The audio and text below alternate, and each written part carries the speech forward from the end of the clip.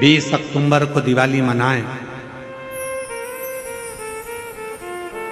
और 20 तारीख को जब आप दीपावली का पर्व मनाएंगे,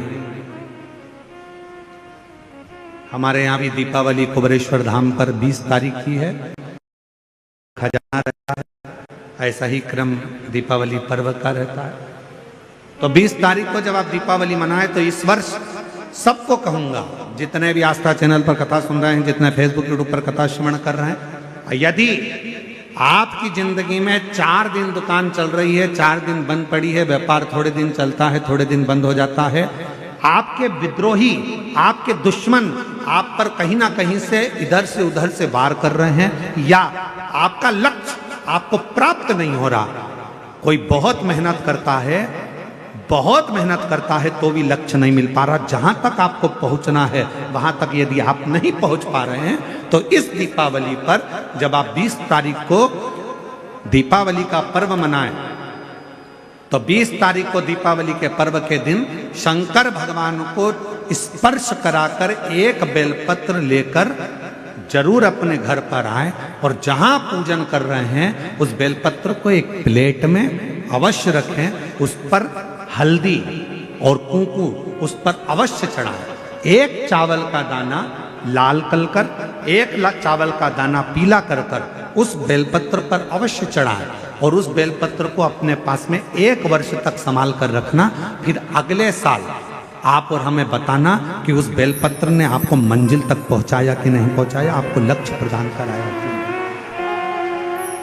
कई लोग रहते हैं, बहुत मेहनत करते हैं, बहुत परिश्रम करते हैं, सब चाहते हैं कि ये व्यक्ति इतने स्थान पर बैठे, इसको ये पद मिलना चाहिए, इसको ये कुर्सी मिलना चाहिए, इसको ये जगह मिलना चाहिए, इसको वहां तक पहुंचना चाहिए, इस व्यक्ति को तो इस पद पर पहुंचना चाहिए पर नहीं पहुंच पाता, इस व्यक्ति को तो वहां तक पहुंचना है पर ये नहीं पहुंच पाता। एक बेलपत्र का प्रयोग कर देखो, अगले वर्ष बात करेंगे कि मेरे भोलेनाथ ने आपका हाथ पकड़कर आपको उस मंजिल तक भेजा कि नहीं भेजा।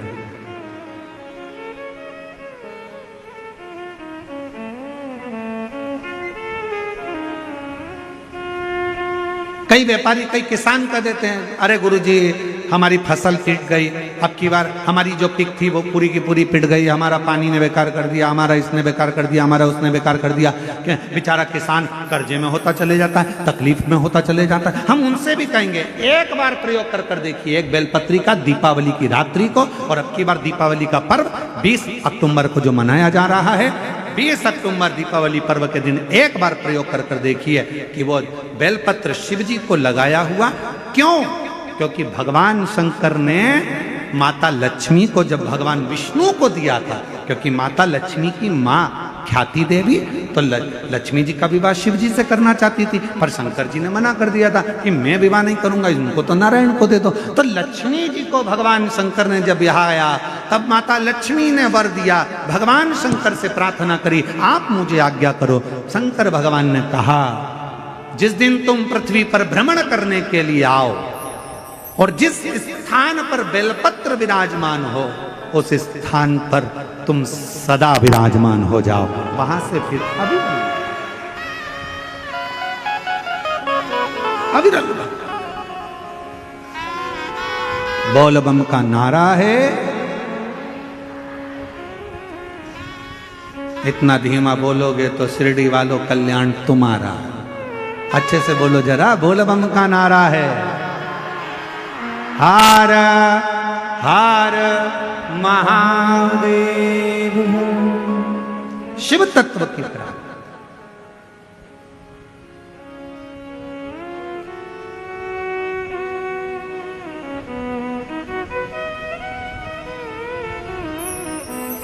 भगवान देवादिदेव महादेव के दरवाजे पर दीप अवश्य। हमारे यहाँ कुबेरेश्वर धाम पर लोग दिवाली मनाने के लिए जब आते हैं, दीपावली पर्व के लिए जब आते हैं, खजाने के लिए जब आते हैं, तो भक्ति के साथ, अविरल भक्ति के साथ शिव तत्व को प्राप्त करने के, और शिव क्या ना दे, भगवान शंकर क्या ना दे। तेरी कृपा बिना न हिले एक भी ले तेरी कृपा से तनु बखान क्या करूं मैं राखों के ढेर का चपटी भगोत में खजाना कुबेर का। उसके स्पर्श मात्र राख का हो जाता है, स्पर्श मात्र एक भभूत का हो जाता है, तो वो भस्म भी करोड़ों का धन बन जाती है। वो भस्म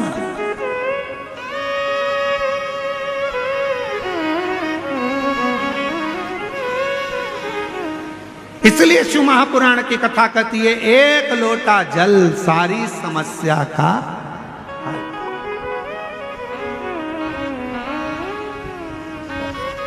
एक लोटा जल लेकर शिव मंदिर जरूर जाओ। वो कहे शिव महापुराण मध्ये एक लोटा पाणी घेऊन खूपचा महत्व आहे।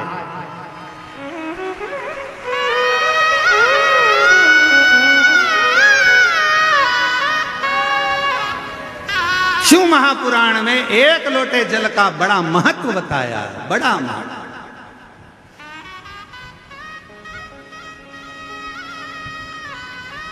शिव पिंडीचा एक लोटा पाणी घेऊन, तो जो एक लोटा जल शंकर की पिंडी पर जल चढ़ा देता है, उसका खूब खूब खूब खूब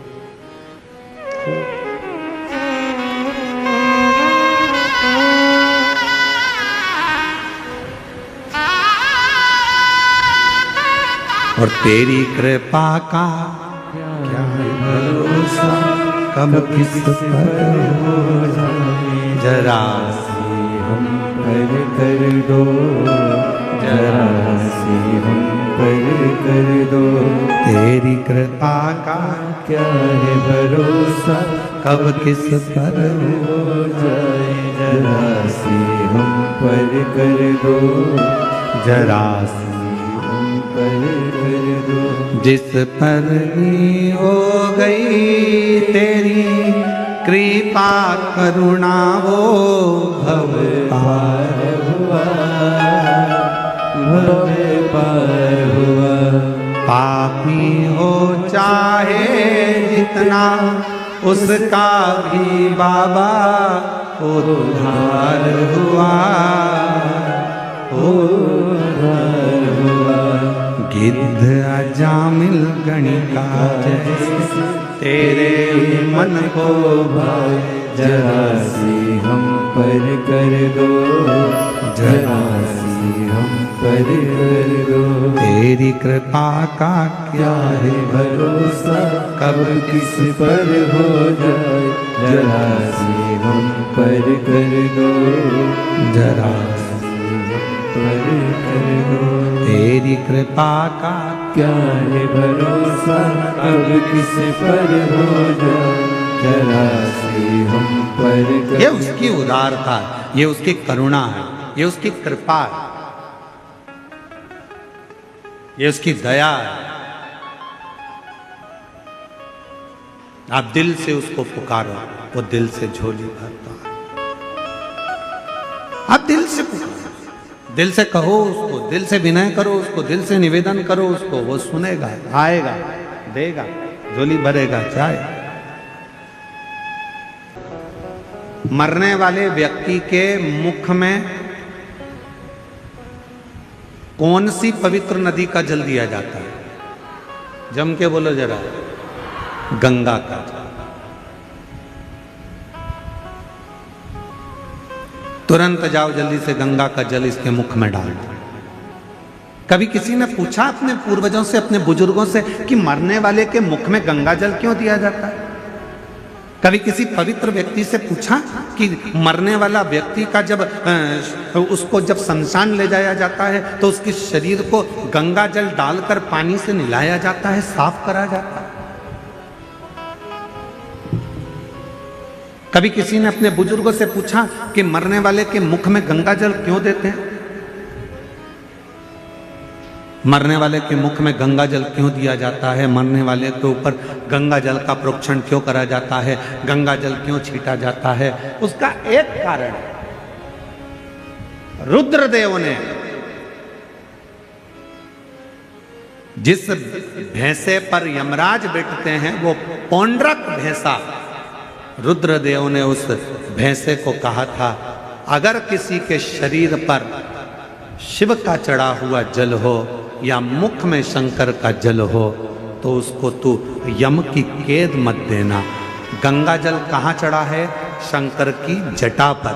तो गंगा का जल कहाँ से निकलता है? शिव की जटा से। तो शंकर का चढ़ा हुआ जल ही गंगा जल है। इसलिए जब गंगा जल किसी को दे दिया जाता है, उसके शरीर में गिर जाता है, उसके मुख में पड़ जाता है, फिर वो त्राण नहीं भोगता है, उसे कष्ट नहीं, उसे परेशानी नहीं।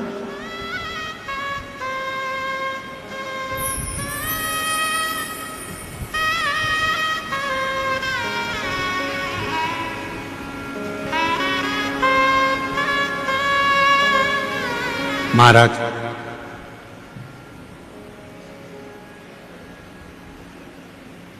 पहले ऐसा नियम था, अब आजकल तो बहुत सारे नियम बदल गए। पहले कोई मानसरोवर जाता था तो मानसरोवर का जल लेकर आता था तो अपने आसपास में थोड़ा थोड़ा जल देता था। बोलो बोलो दीदी, सही है गलत है? कोई गोदावरी स्नान करने के लिए जा रहा है तो माँ गोदावरी का जल लेकर आ रहे हैं तो थोड़ा थोड़ा आसपास में बांटते थे।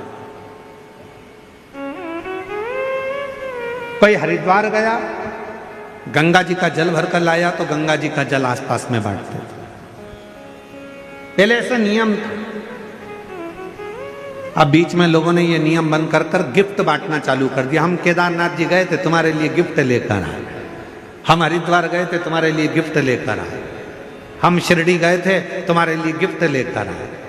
फिर गिफ्ट का काम बंद हुआ तो लोगों ने फिर प्रसाद देना चालू करा। हम उज्जैन गए थे, तुम्हारे लिए प्रसाद लेकर आए। हम वहाँ गए थे, तुम्हारे लिए ये प्रसाद लेकर आए। हम तुम्हारे लिए ये प्रसाद लेकर आए। शिव महापुराण की कथा कहती है, किसी मंदिर, देवालय, शिवालय या किसी तीर्थ का सबसे बड़ा प्रसाद होता है वहां की पवित्र नदी का कुंड का जल। वो जल जब हम अपने आसपास में देते हैं तो हमें हजारों हजारों तीर्थ का पुण्य फल प्राप्त हो जाए।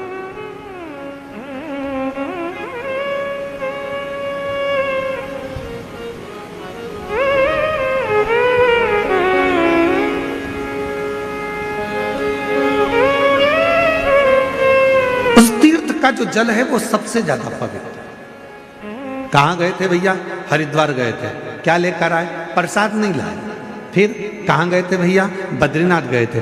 क्या लेकर आए? तो कहा हम कुछ लेकर नहीं आए, हम तो केवल थोड़ा सा माँ अलखनंदा का जल लेकर आए। हम कहाँ गए थे? यमुनोत्री, हम यमुना जी का थोड़ा सा जल लेकर आए। हम कहाँ गए थे? नासिक, त्र्यंबक, हम गोदावरी माँ का जल लेकर आए। हम कहाँ गए थे? तो ओमकारेश्वर, हम माँ नर्मदा का जल लेकर आए। हम कहाँ गए थे? उज्जैन महाकाल। क्या लाए? थोड़ा सा क्षिप्रा महारानी का जल लेकर आए। हम कहाँ गए थे? प्रयागराज। क्या लाए? त्रिवेणी का जल लेकर आए। उस जल की महत्वता, पर लोगों ने उस जल की महत्वता को कम कर दिया। कहाँ गए थे? मानसरोवर। क्या लेकर आए? शिव जी का मानसरोवर का जल लेकर आए। थोड़ा थोड़ा सा जल, भले एक बूंद दिया जाए, पर वो जल में दूसरा जल मिलाकर उस जल को जब वितरण किया जाता है तो शास्त्र कहता है, जो मानसरोवर नहीं गया, जो उज्जैन नहीं गया, जो हरिद्वार नहीं गया, जो काशी नहीं गया, जो त्र्यंबक नहीं गया, अगर वहाँ का जल, पवित्र नदी का जल, कुंड का जल यदि हमारे घर में आ जाता है, हम भले उस स्थान पर नहीं गए, पर वो जल का जब हम प्रोक्षण करते हैं, आचमन करते हैं, तो हमें उसी तीर्थ का पूरा पुण्य फल उसी क्षण प्राप्त हो जाता है। अब आजकल का जमाना थोड़ा दिखावे का हो गया, तो लोग कहते कहाँ गए थे साहब? तो कहा हम यहाँ गए थे, हम वहाँ से गिफ्ट लेकर आए। हम शिरडी गए थे, वहाँ से तुम्हारे लिए गिफ्ट लाए। हम वहाँ त्र्यंबक गए थे, गिफ्ट लाए। उज्जैन गए थे, गिफ्ट लाए। गिफ्ट नहीं,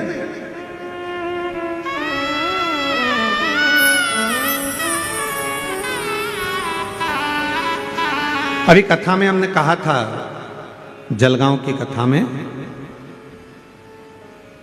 कि करवा चौथ पर तुम्हारा पति तुमको गिफ्ट दे,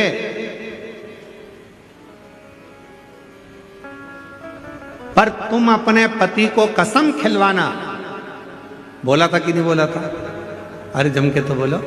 तुम अपने पति को सौगंध दिलवाना करवा चौथ के दिन कि तुम मुझे गिफ्ट दे रहे हो, चलेगा, पर मुझे भी एक गिफ्ट चाहिए कि तुम कसम खाओ, सौगंध खाओ कि जब भी गाड़ी चलाओगे तो हेलमेट जरूर लगाओगे। जब भी गाड़ी चलाओगे तो हेलमेट। ये गिफ्ट दो मुझे कि क्योंकि तुम हो तो मेरा घर है, तुम हो तो परिवार है, तुम हो तो मेरा कुटुंब है, तुम हो तो मेरे बच्चे हैं, और तुम हो तो मैं हूं। हेलमेट लगाओ, 4 व्हीलर गाड़ी चलाओगे सीट बेल्ट लगाओ। ये शपथ दिलवाओ।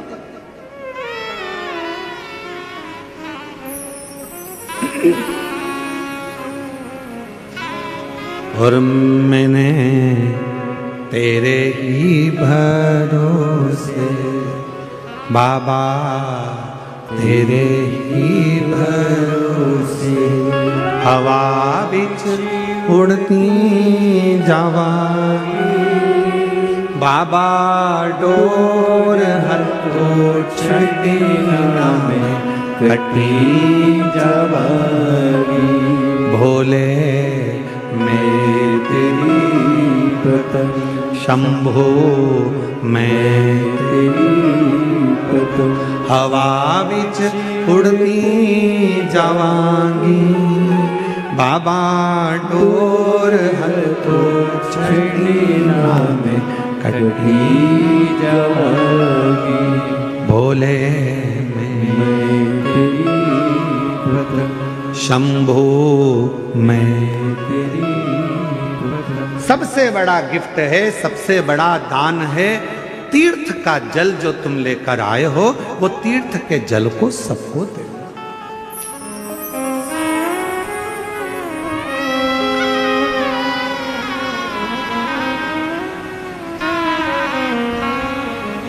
मुख में गंगा जल हो, ब्रज का बंसी बट हो। मुख में गंगा जल हो, ब्रज का बंसी बट हो। मेरा काशी वाला निकट हो, जब प्राण तन से निकले। मेरा काशी वाला निकट हो, जब प्राण तन से निकले। काशी वाला क्यों निकट हो? क्योंकि माता पार्वती जी ने शिव जी से 2 वर मांगे थे काशी। पहला वर काशी में मांगा था माता पार्वती जी ने कि जिस पति पत्नी में झगड़ा हो उसमें प्रेम बहुत बढ़े। इसलिए आज भी पति पत्नी का आपस में झगड़ा होता है तो उनमें प्रेम बढ़ता है। पति झगड़ा कर कर जाता है, ऑफिस से आते से ही पूछता है क्यों तेरी मम्मी कहां गई, तुरंत पूछता, मतलब झगड़ा समाप्त, प्रेम। और पार्वती जी ने दूसरा वर मांगा था शिव जी से कि काशी में जो मरेगा उसको गुरु मंत्र तुमको देना पड़ेगा, काशी में मरने वाले को मोक्ष मंत्र आपको देना पड़ेगा। इसलिए शास्त्र की रीति है, हमारे यहाँ काशी खंड स्कंद पुराण का वर्णन करता है कि काशी में मरने वाले के कान में भगवान शंकर तारक मंत्र प्रदान कर देते हैं, और वो तारक मंत्र सुनते से ही काशी में मरने वाला फिर जन्म नहीं लेता, वो शिव का गण बनकर शंकर के धाम में शिव के आनंद में रहता है। फिर वो जन्म मरण के प्रपंच से छूट जाता है।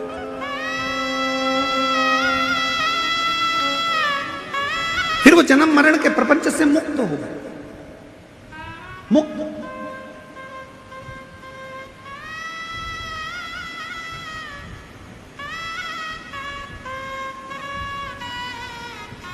शिव महापुराण का काशी खंड कहता है, ध्यान, स्कंद पुराण का काशी खंड कहता है। कभी योग लगे तो स्कंद पुराण के काशी खंड को पढ़िएगा। मैं माननीय पाटिल साहब को बहुत बहुत इसके लिए धन्यवाद दूंगा।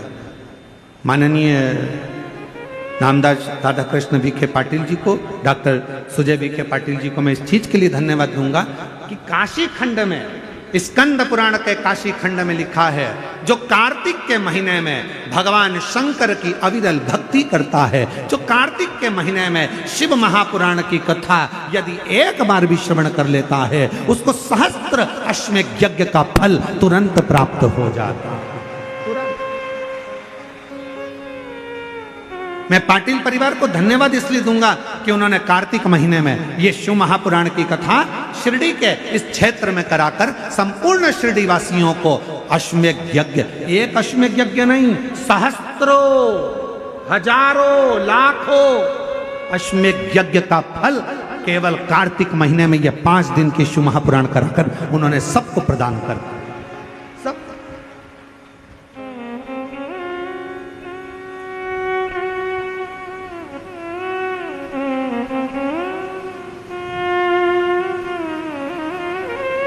जब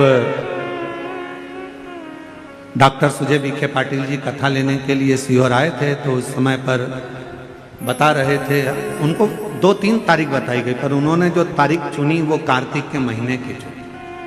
तो हमको भी आश्चर्य हुआ कि जरूर माता पिता के संस्कार इतने प्रबल हैं कि कार्तिक के महीने की अगर तारीख चुनी है तो उसमें फल, तो ये श्रेष्ठता हुआ।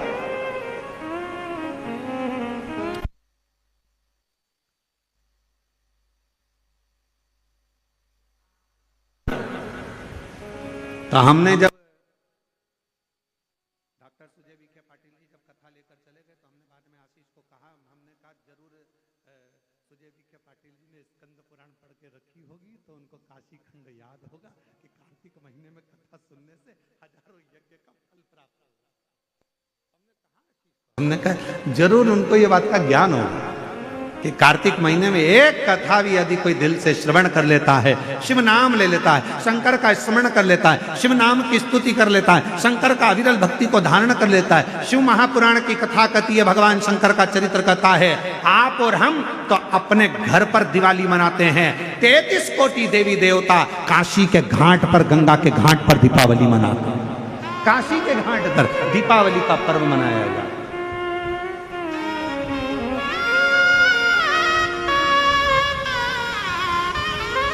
शिव धाम में, भगवान शंकर के धाम में, काशी में, शंकर के अविरल धाम, हम तो आपसे भी कहेंगे, आपके घर के आसपास में जो शंकर का मंदिर हो ना, एक कथा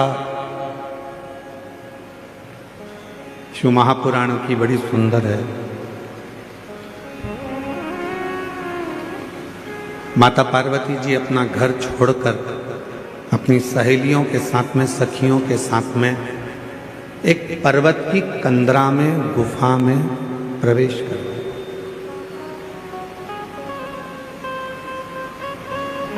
और उसी में माता पार्वती बैठकर शिव जी की साधना करने लगी, भगवान शंकर की भक्ति करने लगी। पहले तप करा, साधना करी,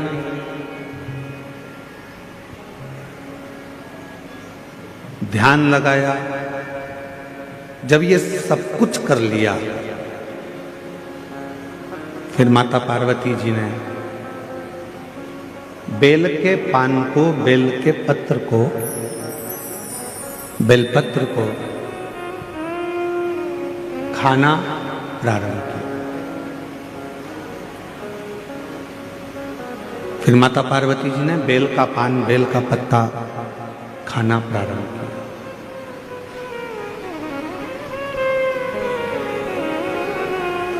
अब सूखे बेलपत्तों को खाती खाती पार्वती मैया दुर्बल हो गई, एकदम दुबली,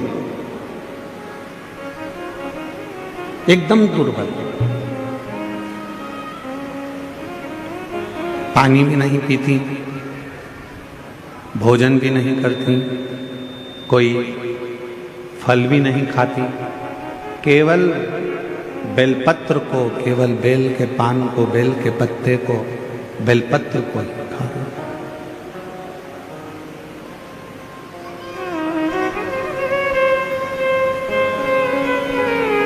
शरीर में उनका पूरा शाम हो गया, काला पड़ गया। और जब शरीर पूरा श्याम कलर का हो गया, काला पड़ गया, सांवरा हो गया, श्याम कलर का हो गया, तब मेरे देवाधिदेव महादेव उनकी परीक्षा लेने के लिए, थोड़ा ध्यान लगाना कथा में।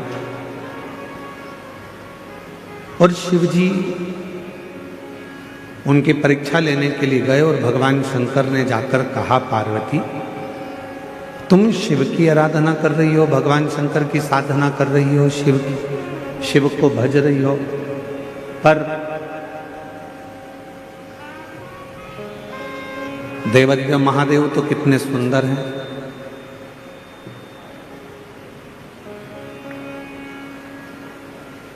कर्पूर गौरम करुणावतारम संसार सारम भुजगेन्द्र। भगवान शिव तो इतने सुंदर हैं, भगवान शंकर तो इतने सुंदर हैं, इतने सुंदर हैं, और तुम इतनी काली हो गई हो, दुर्बल हो गई हो, पत्ते खाती हो, तो शरीर भी तुम्हारा पूरा दुर्बल हो चुका है, और तुम्हारा पूरा शरीर दुर्बल हो गया।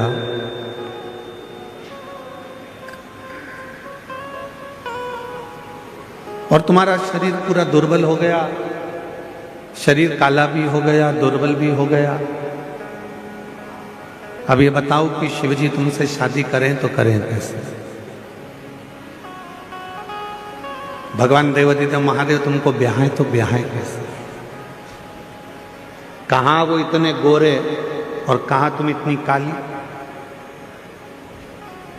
कर्पूर गौरम करुणा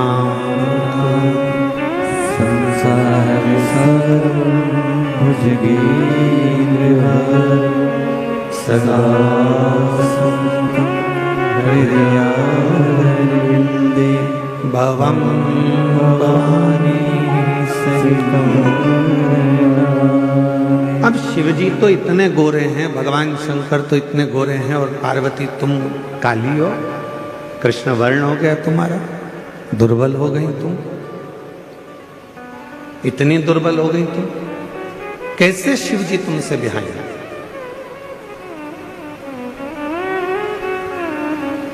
कैसे भगवान शंकर तुमसे शादी करेंगे? कैसे उनका विवाह तुमसे होगा?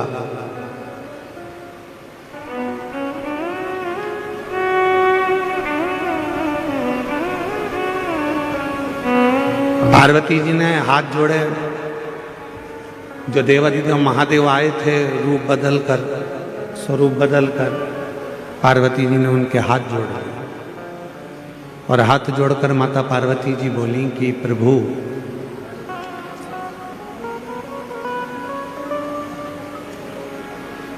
भगवान, ये मेरा विश्वास कहता है, और मेरा दृढ़ विश्वास कहता है, बेलपत्र के पत्ते को खाने से जब तुम मेरे पास आकर मुझे उपदेश दे सकते हो, ज्ञान दे सकते हो, मुझे समझा सकते हो, तो ये मेरा विश्वास कहता है कि एक ना एक दिन बेलपत्र का पत्र मेरे मुख में अगर जाता रहेगा तो मेरे भीतर की इंद्रियां संयमित रहेंगी, और जब भीतर की इंद्रियां संयमित रहेगी तो एक ना एक दिन मेरा महादेव भी मेरे पास में मुझे वरने के लिए जरूर आएगा।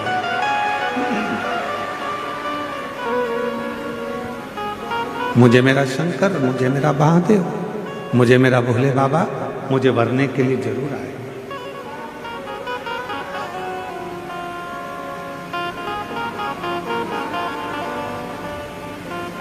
शिव महापुराण की उमा संहिता कहती है, शंकर जी पे चढ़ा हुआ जल का आचमन,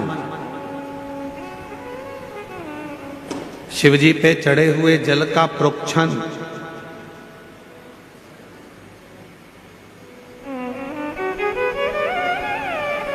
कायिक, वाचिक और मानसिक 3 तापों को नष्ट कर देता है।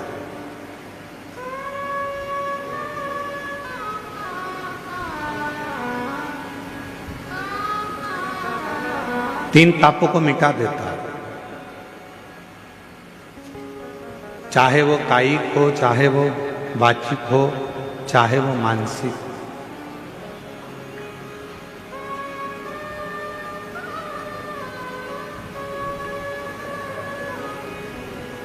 और कोई ये ना कहे कि केवल सीहोर वाले महाराज जी कहते हैं कि शंकर जी पे चढ़ा हुआ जल पीना चाहिए। हम आप सबसे कहेंगे, जितने आस्था चैनल पर सुन रहे हैं, जितने तीनों पंडालों में और पंडालों के बाहर जितने भक्त बैठे हैं, पीछे गेट के बाहर, इधर वहाँ जहाँ तहाँ भक्त बैठे हैं, उन सबसे एक बात कहेंगे, आप हमारी बात पर भरोसा मत करो। आप तो गीता प्रेस गोरखपुर की शिव महापुराण लेकर आओ और उस शिव महापुराण को घर पर एक बार पढ़ कर देखो। उसमें आपको मिलेगा कि शंकर जी पे चढ़े हुए जल का जो आचमन कर लेता है, वो फिर संसार सागर में जन्म नहीं लेता, उसकी मुक्ति हो जाती है, मोक्ष।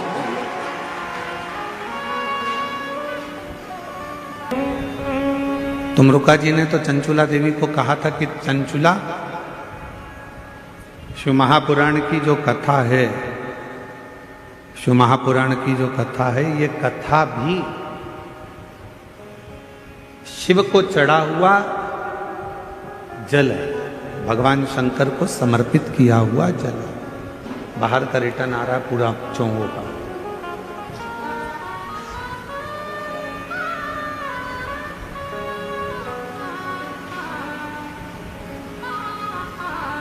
जो शिव महापुराण की कथा को श्रवण कर कर जाता है, ये समझ कर जाता है कि हम शंकर भगवान को चढ़े हुए जल का आचमन कर कर, शिव को प्राप्त कर कर, भगवान शंकर की शरणागति प्राप्त कर कर, भगवान शंकर की भक्ति प्राप्त कर कर हम जा रहे हैं। ये प्रेशर बढ़ाओ ना यहाँ का मंच का। हम शिव की अविरल भक्ति को प्राप्त कर कर जा रहे हैं।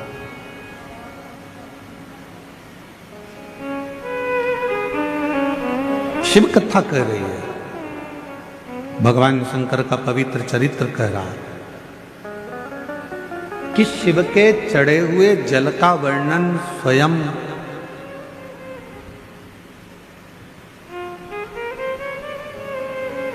यमराज की जो धर्मपत्नी है, यमराज की जो धर्मपत्नी है, जिसका नाम है धुमोरना। क्या नाम है उसका? धुमोरना। फिर से बोलो आप लोग, आवाज नहीं आई, डबल से बोलो, धुमोरना। ये यमराज की धर्मपत्नी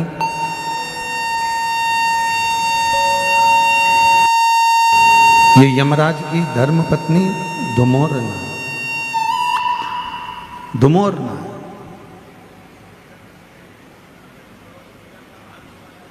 और यमराज की धर्मपत्नी धुमोरना, ये जल के महत्व को एक बार स्वयं ने, धुमोरना ने पूछा था।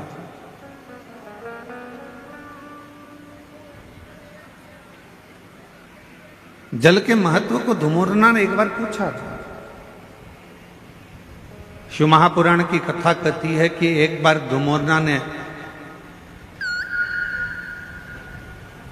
शंभु शरणे पड़ी मांगू घड़ी रे घड़ी, दुख काटो दया करी न दर्शन आपो। शंभु शरणे पड़ी मांगू घड़ी रे घड़ी, दुख काटो दया करी न दर्शन आपो। धुमोरना ने एक बार देखा यमराज की साक्षी में भैंसे को।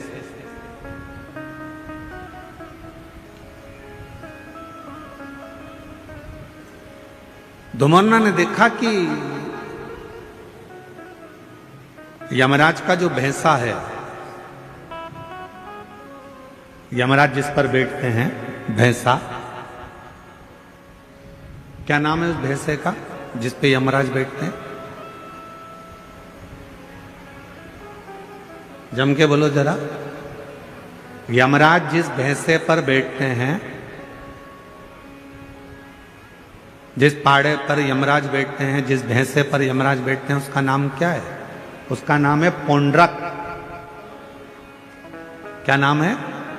पौंड्रक। तो एक बार धुमोरना ने उस पौंड्रक को देखा, उस भैंसे को देखा कि भैंसा क्या करता है कि यमराज प्राण खींचते हैं और प्राण खींचकर किसी को लेकर जाते हैं और भैंसा उसको खूब त्राड़ देता है, उसको खूब मारता है, सींग से रोनता है, पांव से कुचलता है, उसको परेशान करता जाता है। भैंसा उसको खूब परेशान करता है। पर धुमोरना ने फिर एक जगह देखा कि धुमोरना ने देखा कि वो भैंसा एक जीव को यमराज लेकर जा रहे थे, पर उस भैंसे ने उसको कोई कष्ट नहीं दिया, भैंसे ने उसको कोई परेशान नहीं किया।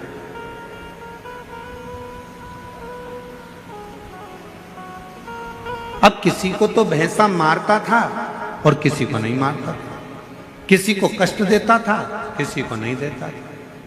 धुमोरना के मन में, यमराज की धर्मपत्नी के मन में यह बात अड़, और यमराज की धर्मपत्नी के मन में यह बात अड़ी, और यमराज की धर्मपत्नी ने विचार करा आखिर ये हो क्या रहा।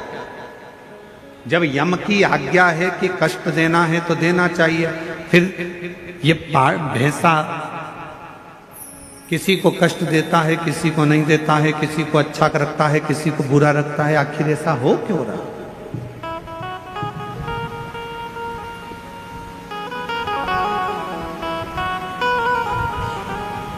धुमोरना ने भैंसे को बुलाया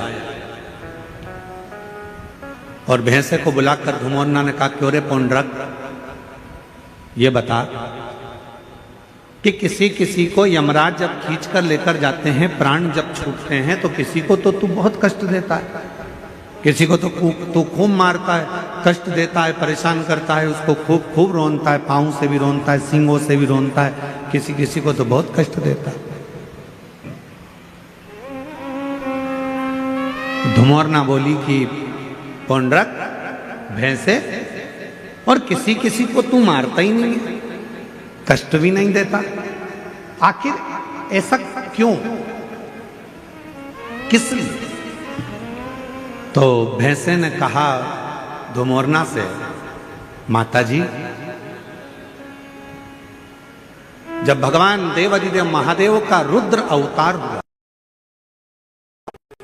जब मेरे शंकर भगवान का रुद्र अवतार हुआ और उनका रुद्र जो अवतार था, क्रोध का जो अवतार था, उस क्रोध के अवतार में मेरा जो जन्म हुआ है, मैं जो भैंसा बनकर पैदा हुआ हूं, वो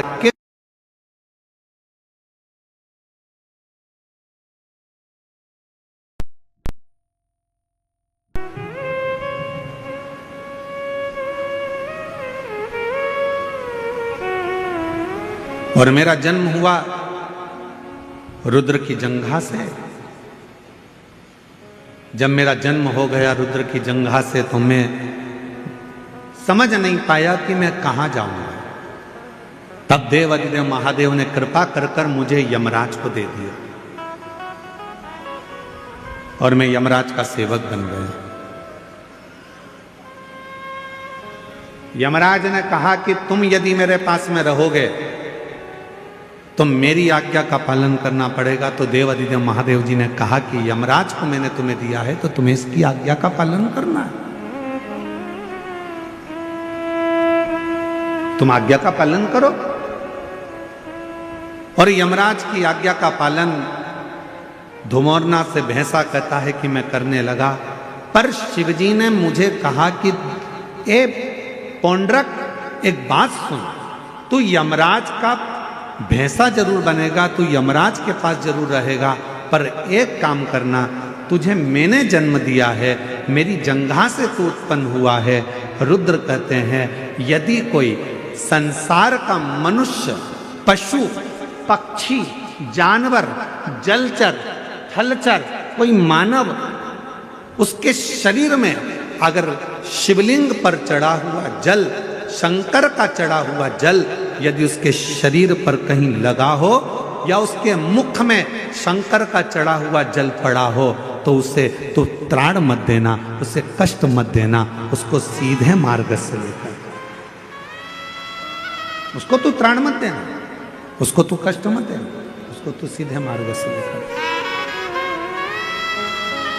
उसको तू परेशान मत करना।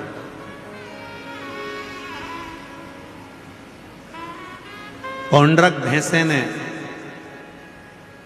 वचन दे दिया देवाधिदेव महादेव को कि मैं वचन देता हूं रुद्रदेव, ये मेरा वचन है, जिसके मुख में शिव का चढ़ा हुआ जल होगा, जिसके शरीर पर शंकर का चढ़ा हुआ जल छीटा गया होगा, उसको ना यमराज परेशान करेगा ना ये भैंसा परेशान करेगा, वो सीधे कैलाश धाम की ओर जाएगा। तो शंकर भगवान पर चढ़े हुए जल की महत्वता शिव महापुराण की कथा कहती है। भगवान शंकर का पवित्र चरित्र कह रहा है कि मरने वाले व्यक्ति के मुख में गंगा जल क्यों दिया जाता है। आपके बच्चे पूछें, आपके रिश्तेदार पूछें तो उनको बताना कि शिव महापुराण में वर्णन आता है, स्वयं यमराज की धर्म पत्नी धुमोरना ने यह प्रश्न स्वयं जिस पर यमराज बैठते हैं उस भैंसे से, उस पौंड्रक से पूछा, भैंसे से कि तू किसी को कष्ट देता है, किसी को नहीं देता।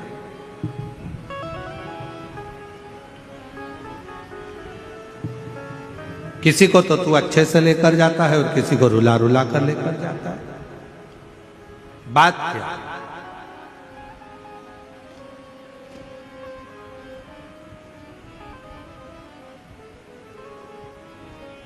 क्या बात है? तो भैंसे ने कहा कि मैंने शिव जी ने, शंकर भगवान को मैंने वचन दिया, क्योंकि मेरे देवाधिदेव महादेव ने तो मुझे यमराज को दिया। आज अगर मैं यमराज के पास में हूं, यदि मैं यम के साथ में रह रहा हूं, तो इसमें शिव जी की कृपा है, मुझे शंकर भगवान ने करुणा कर दिया।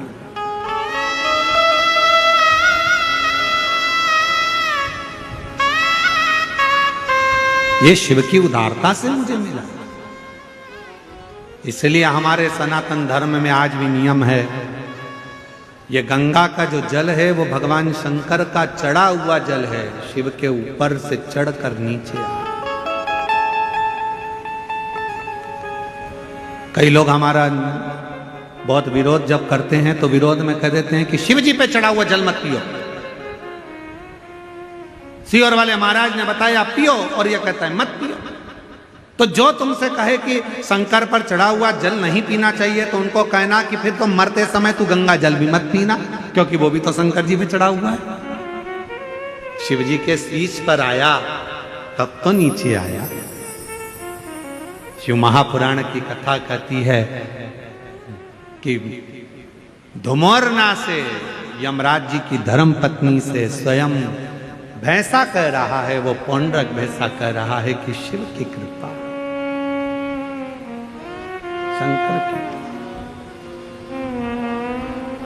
कहा जिसके ऊपर शंकर का चढ़ा हुआ जल का प्रोक्षण हो, जो शिव का चढ़ा हुआ जल का आचमन कर ले, कहा उसको फिर कोई नरक के भोग ना भोगना।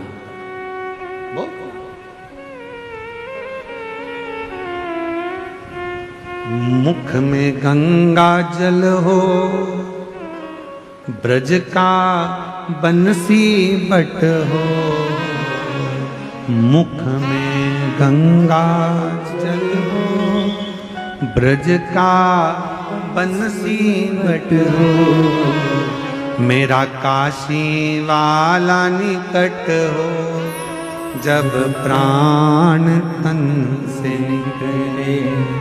मेरा काशी वाला निकट हो, जब प्राण तन से निकले।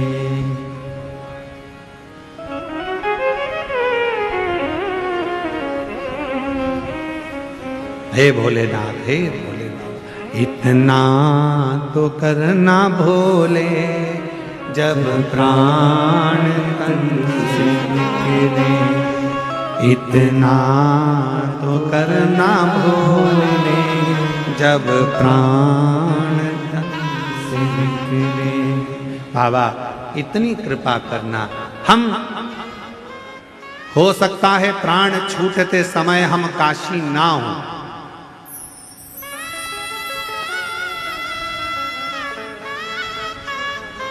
हो सकता है प्राण छूटते समय हम काशी ना हो,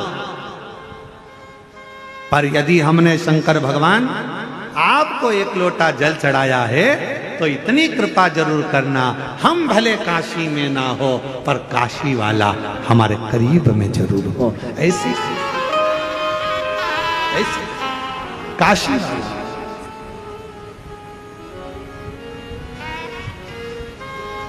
ये कृपा करना, ये करुणा करना, ये दया करना।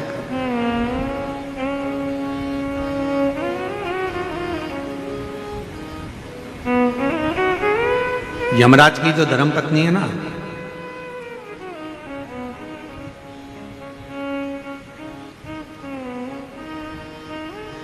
ये शिव की बड़ी उपासक है।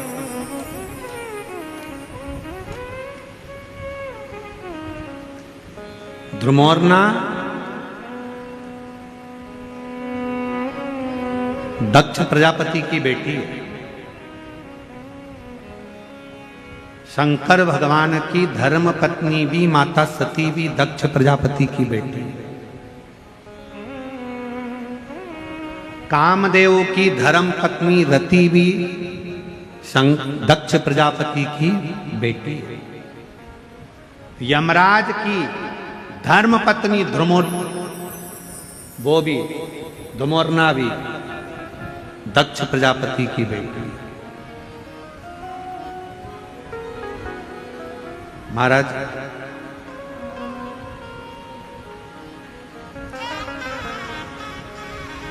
एक कथा बड़ी अच्छी आती है धुमोरना के विवाह की। बड़ा सुंदर प्रसंग आता है कि ध्रुमोरना ने ध्रुमोरना ने अपने पिता दक्ष प्रजापति से निवेदन करा, और ध्रुमोरना ने अपने पिताजी से निवेदन करा कि मेरा जो हाँ विवाह करो जो मृत्यु को जीत ले, जो मौत को विजय प्राप्त कर ले, जो मृत्यु पर विजय प्राप्त कर ले, उससे हमारा विवाह। ध्रुमोरना ने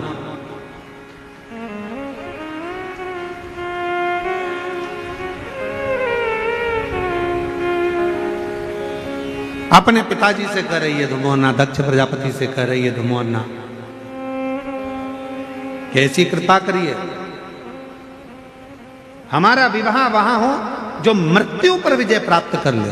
तो इतने में दक्ष प्रजापति ने विचार करा, ठीक है, अगर आप ऐसा कहते हो तो आपके लिए हम वही वर ढूंढेंगे जो मृत्यु पर विजय प्राप्त कर ले। तो उनके लिए उसी समय पर दक्ष प्रजापति ने यमराज को लाकर खड़ा कर दिया। तो ध्रुमोरना ने देखा कि ये यमराज, इसका तो पूरा स्वरूप बड़ा कृष्ण है, काला है और भयंकर स्वरूप है। तो इतने में ध्रुमोरना ने कहा कि पिताजी इनसे विवाह, तो कहा ये यमराज है, इससे विवाह कर लीजिए। ध्रुमोरना ने अपने पिताजी का कहना माना, हाँ भर ली। शादी के मंडप में ध्रुमोरना पहुंच गई। जरा ध्यान से सुनना, शादी के मंडप में ध्रुमोरना पहुंच गई।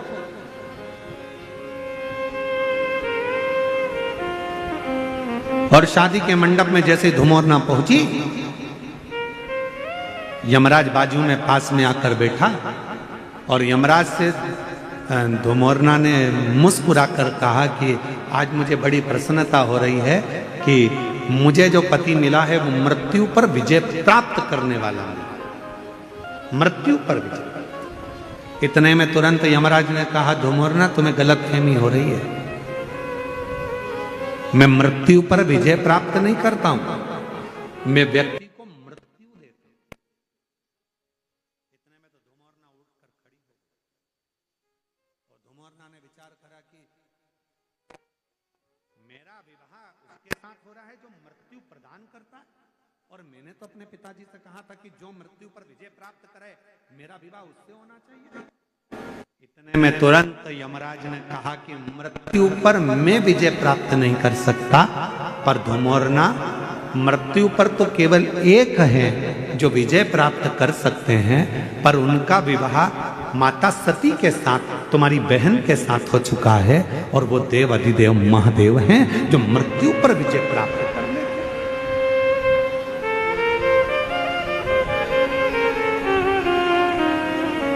जो मौत पर विजय प्राप्त कर ले। इतने में धुमोरना उठकर चली गई, और जैसे ही धुमोरना उठकर गई, दक्ष प्रजापति को सूचना मिली कि मेरी बेटी यमराज से विवाह नहीं करना चाहती, अब करा क्या जाए। इतनी देर में दक्ष प्रजापति ने अपनी दूसरी बेटी विजया को मंडप में ले जाकर बिठा दिया। शादी के मंडप में जैसी विजया बैठी, वैसे ही उसी समय, उसी पल, उसी घड़ी सती ने धुमोरना से पूछा कि बहन क्या बात है, तेरी शादी हो रही है, दूल्हा भी अच्छा है, वर अच्छा है, सब कुछ ठीक है, फिर तू शादी क्यों नहीं करना चाहती। धुमोरना ने कहा मैंने अपने पिता दक्ष प्रजापति से वर मांगा था कि मेरा विवाह हो तो उसके साथ हो जो मृत्यु पर विजय प्राप्त कर ले, पर मेरे पिताजी तो विवाह कर रहे हैं जो मृत्यु की दंड देता है, मृत्यु की सजा देता है, उस यमराज से विवाह कर रहे हैं जो मौत देता है। तो क्या हुआ, कोई बात नहीं। सती ने कहा कि तू चिंता मत कर धुमोरना, तू चाहती है कि मृत्यु पे विजय प्राप्त करने वाले से तू विवाह करे, तू उससे विवाह तो नहीं कर सकती क्योंकि तेरी बहन सती का विवाह देव अधिदेव महादेव से मृत्यु पर विजय प्राप्त करने वाले से हुआ है, पर इतना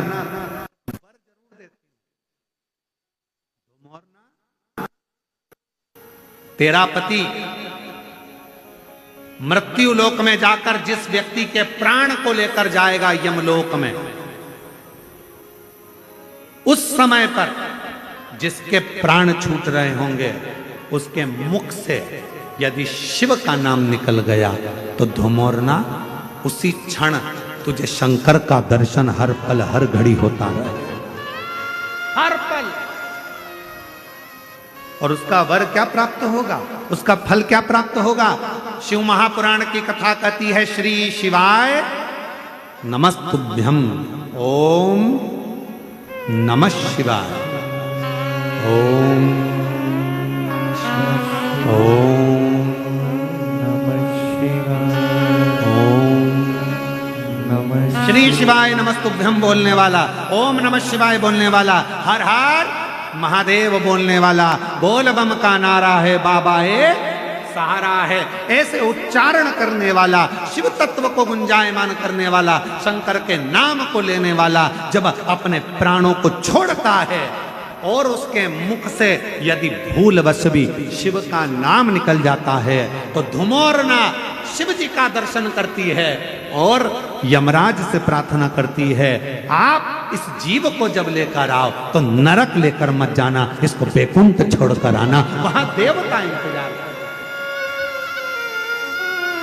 वहां देवता इंतजार कर।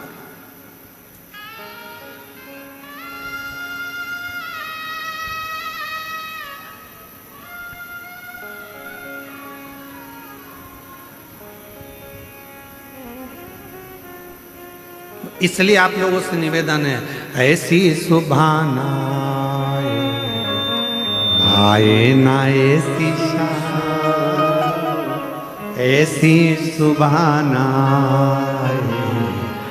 आए ना ऐसी शाम, जिस दिन जुबां पे मेरे, जिस दिन जुबां पे मेरी आए शिव का नाम, ऐसी सुभान आए ना ऐसी शाम, ऐसी सुभान आए ना ऐसी शाम। भगवान शिव का जो उच्चारण करता है, शिव का उच्चारण करने वाला, श्री शिवाय नमस्तुभ्यं, श्री शिवाय नमस्तुभ्यं। हम आप लोगों से बार बार कहते हैं, अपने घर के दरवाजे पर लिख दो श्री शिवाय नमस्तुभ्यम, दीपावली पर स्टिकर चिपका दो श्री शिवाय नमस्तुभ्यम, दरवाजे पर बंदरवाल बांध दो श्री शिवाय नमस्तुभ्यम। अगर कोई दरवाजे के सामने से निकल कर जा रहा होगा और मान लो उसका समय भी आ गया होगा, प्राण छूटने का भी समय आ गया होगा, तो दरवाजे पर यदि उसने भूल से भी पढ़ लिया तो वो नरक नहीं जाएगा, उसका परम पद वैकुंठ तक हो जाएगा। इसलिए श्री शिवाय नमस्तुभ्यम का स्मरण करो। कोई अपने काम के लिए जा रहा है, काम नहीं हो रहा, तुम्हारे दरवाजे पर पढ़ लेगा श्री शिवाय नमस्तुभ्यम, उसका राह खुल जाएगा, उसका कार्य सफल हो जाएगा। वो मंत्र का उच्चारण मूल है। कितना फल है मंत्र का, देखो एक पत्र देखिए,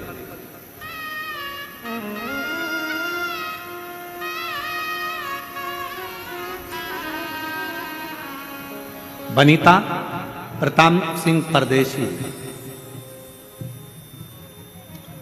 गांव गोटी, तालुका इंगतपुरी, जिला नासिक, महाराष्ट्र से। कहीं बैठी हो हाथ हिला सकती हैं, और अगर बैठी हो तो एक बेलपत्र लेने के लिए आ सकते। गुरुदेव हम 2022 से कथा सुन रहे हैं। हमारा लड़का प्रवीण 2023 से एमपीएससी की पढ़ाई की तैयारी कर रहा है, पर प्रवीण हर रोज उठकर मंदिर भी जाए, पर उसका सिलेक्शन जब नहीं हुआ तो हार गए। तब हमने उससे कहा, सियोर वाला बाबा कहता है कि मेहनत 4 गुना करो, मंदिर में साफ सफाई करो, शिवजी पर एक बेलपत्र जरूर चढ़ाओ, एग्जाम देने जाओ तो बेलपत्री पर शहद लगाकर शिव का भजन कर कर जाइए। पशुपति व्रत करा, तब हमने देखा तो भी जब उसको फल नहीं मिला तो उसका हिम्मत थोड़ा सा हारा। हिम्मत हारा तो हमने कहा पीछा मत छोड़ना बेटा, बाबा देगा जरूर। और तब हमने कहा कि एक बार कुबेरेश्वर धाम चल। हम उसको कुबेरेश्वर धाम ले गए। हमने कहा प्रवीण कुबेरेश्वर धाम लेकर चलो, और वहां जाकर बाबा का पूजन अर्चन करा। आज बाबा को धन्यवाद देती हूँ कि मेरे उस बेटे का सिलेक्शन हो गया और बेटा उच्च पद पर अधिकारी बनकर बैठ गया। मैं बाबा को यहाँ प्रणाम करने के लिए। एक पत्र देखिए बड़ा सुंदर,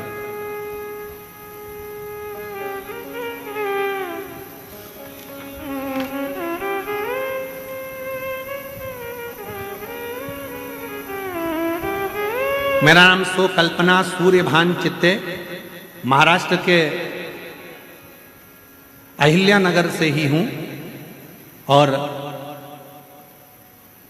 अहिल्या नगर गांव महाकालवाड़, जरा पढ़ो, जरा पढ़ के बताओ। महाकालवा गांव, ठीक है, श्री रामपुर अहिल्या नगर से। बाबा मेरी शादी को 22 साल हो गए थे, पर मुझे संतान नहीं हुई। बाबा मेरे यहाँ बच्चा नहीं था, संतान का सुख नहीं था। बहुत सारे दवाखाना दिखाए लेकिन उसका कोई फायदा नहीं हुआ। हमने सभी आशा छोड़ दी थी। तभी एक सूरज की किरण जैसे खबर मिली जो मैं आज बताने जा रही हूँ। मेरी बहन गुरु ननंद ने बताया कि भोले बाबा की कथा में जाओ, वहां बाबा सभी समस्या का हल करते हैं। हम नहीं जान पाए।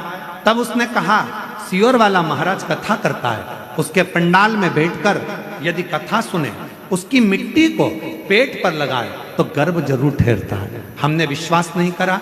जब इतने डॉक्टर फेल हो गए तो ये मिट्टी क्या करेगी। हम जलगांव चले गए, वहां की मिट्टी को पेट पर लगाया, 40 गांव की कथा भी सुनी, और 40 गांव की कथा सुनकर हम आए।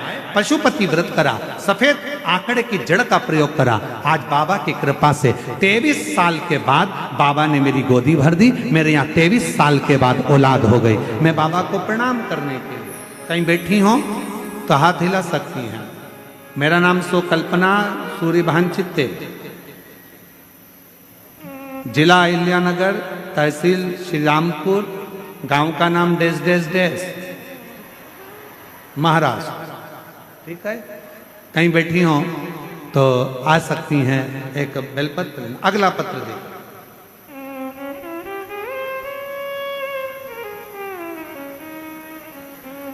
गुरुदेव,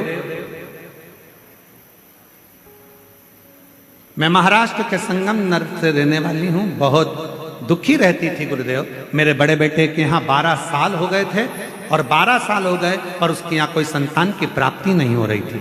दोनों उसके जीवन से बहुत दुखी थे गुरुदेव। मुझे भी असफलता महसूस हो रही थी, तब समझ में नहीं आया। तब एक बार किसी बहन जी के कहने पर हमारी बहू को हमने पशुपति व्रत करवाया। शिव जी के मंदिर में रोज भेजना प्रारंभ करा। हमने सुना कि शिव महापुराण के पंडाल में जाकर जो बैठता है, जो मांगता है उसको वो प्राप्त होता है। बहू को भेजा, परभणी कथा श्रवण करवाई और बाबा की ऐसी कृपा हुई, 2 बार पशुपति व्रत करे, 2 बार सफेद आंकड़े की जड़ का प्रयोग करा और बाबा की कृपा से हमारी बहू को जुड़वा बच्चे हुए, एक श्री एक शिवाय, दोनों 12 साल के बाद हुए। बाबा को मैं प्रणाम करने के लिए कहीं बैठी हूं तो अपने बच्चों को ला सकती हूं।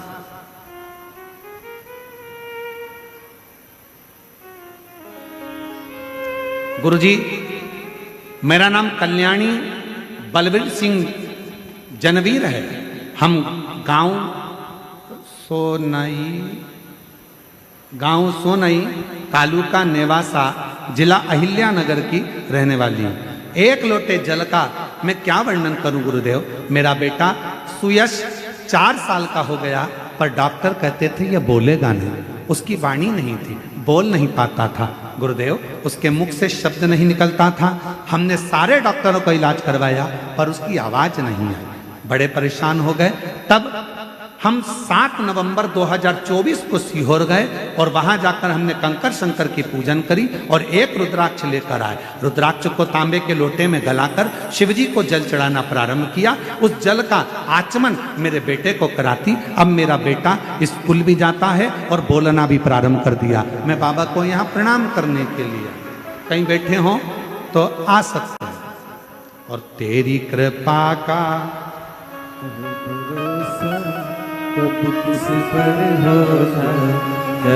एक पत्र और बड़ा सुंदर है।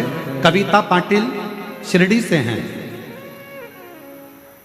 मेरी शादी को 17 साल हो गए थे गुरुदेव, पर 17 साल से मुझे औलाद नहीं थी। मैंने कोई डॉक्टर ऐसा नहीं बचा जिसको मैंने इलाज ना करवाया। मैं शिरडी की रहने वाली हूँ बाबा, पर मेरे यहाँ औलाद का सुख नहीं था। तब किसी के कहने पर सफेद आंकड़े की जड़ का प्रयोग पशुपति प्रयोग करना प्रारंभ करा और बाबा की ऐसी कृपा हुई कि अक्टूबर 2023 में बाबा की कृपा से मेरा गर्भ ठहरा और बाबा की कृपा से 2024 में मेरे यहाँ पर बच्चे ने जन्म लिया 17 साल के बाद। अगर कहीं बैठी हो तो आ सकती हैं अपने बच्चों के लिए। अब की बार सबसे ज्यादा पत्र बच्चों ही बच्चों के हैं।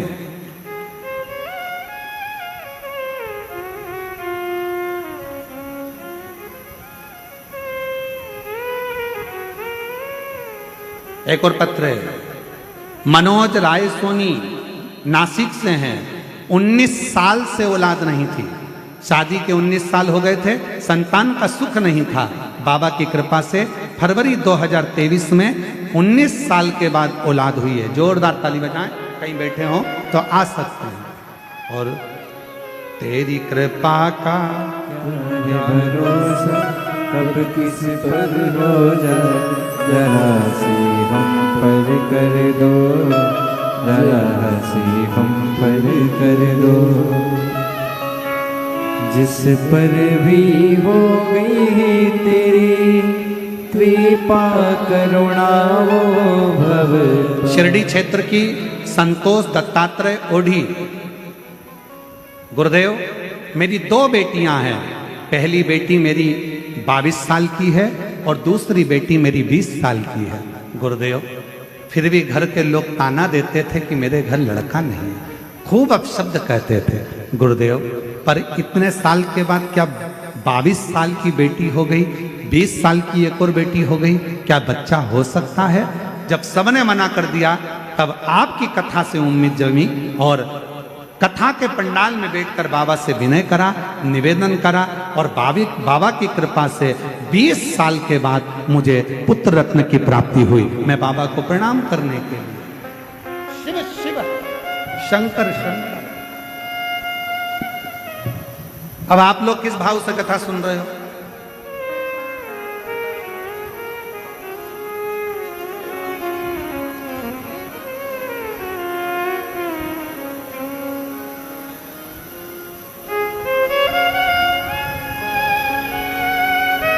कार्तिक का महीना, शिव महापुराण की कथा, शिरडी का पवित्र क्षेत्र और यह पवित्र शिव महापुराण की कथा। मैं फिर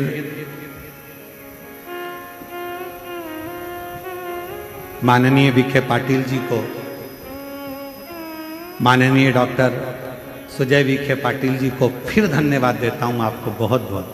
पाटिल जी ना जाने कितनी जीजियों के और कितने जीजाओं के चेहरे पर आपने स्माइल ला कर दे दी, उनकी प्रसन्नता ला।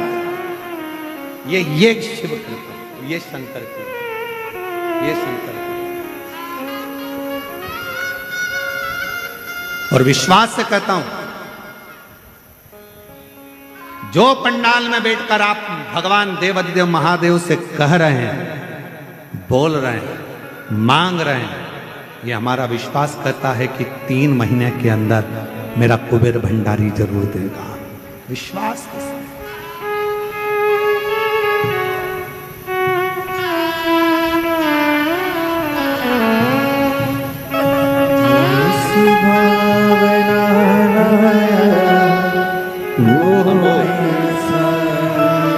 तेईस साल के बाद हुआ है। एक बार जोरदार ताली बजाकर स्वागत करिए।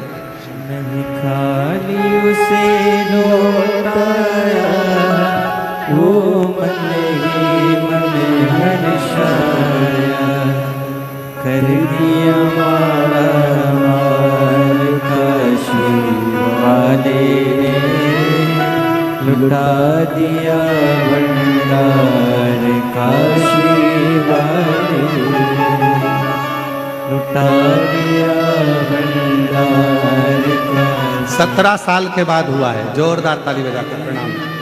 कर दिया मारा मार काशी वाले, कर दिया मारा मार काशी वाले ने, कर दिया मारा मार काशी वाले ने, लुटा दिया भंडार काशी वाले ने, कर दिया माला माल काशी वाले। ये शिव की उदारता, शंकर की उदारता।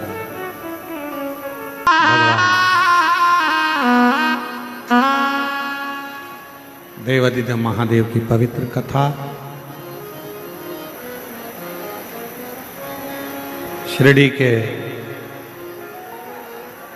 लोणी ग्राम में चल रही है। भाव से आज कथा का द्वितीय दिवस,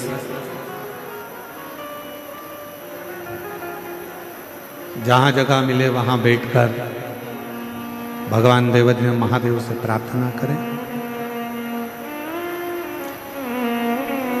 जो लोग धूप में बैठ रहे हैं उनसे निवेदन है कि छांव वाली जगह देखें और कृपया वहां बैठें। जहां जगह मिले वहां बैठकर बाबा से अपने मन का भाव कहें, दिल से प्रार्थना करें, विनय करें, निवेदन करें।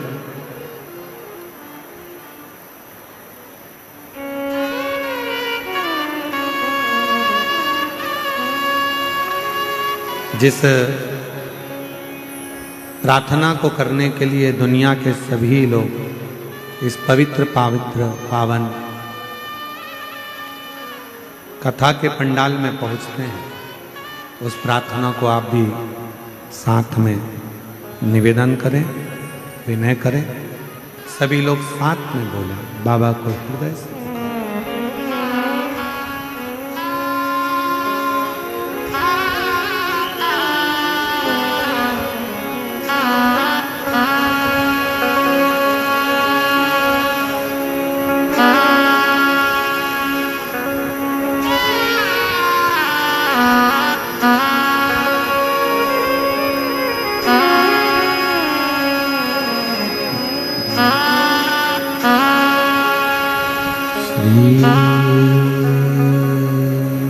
शिवाय नमस्तुभ्यं श्री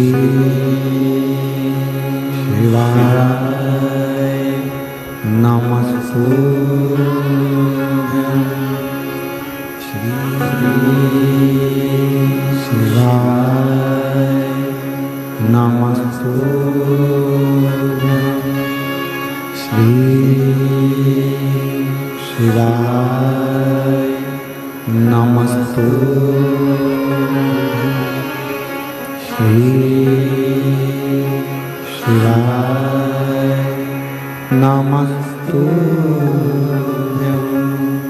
भोला सब दुख काटो हमारा भोला सब दुख काटो हमारा शिव शंकर जपो तेरी माला भोले बाबा जपो तेरी माला भोला सब दुख काटो हमारा ओ भोला सब दुख काटो हमारा वेद है मंगल मंगलकारी वेश है मंगल मंगलकारी शमशान वासी हमारा शमशान वासी हमारा ओ भोला सब दुख काटो हमारा ओ भोला सब दुख काटो हमारा।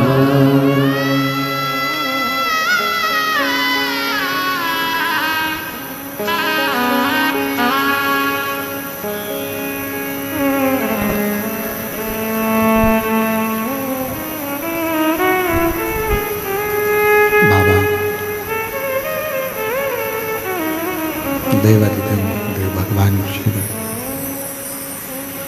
ओगरदानी त्रिकालदर्शी कैलाशी विनाशी भगवान शंकर की पवित्र कथा शिव महापुराण की पवित्र कथा वर्णन कर रही है।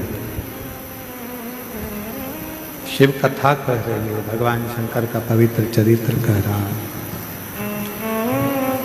शिव महापुराण की कथा वर्णन कर रही है।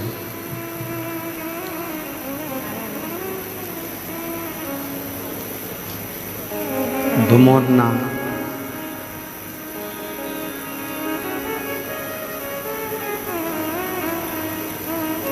जब धुमोरना ने विवाह नहीं करना चाहा यमराज के साथ में,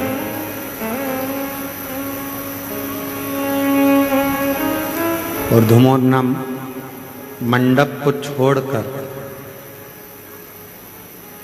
दूर जाकर खड़ी हो गई। माता सती ने धुमोरना को समझाया,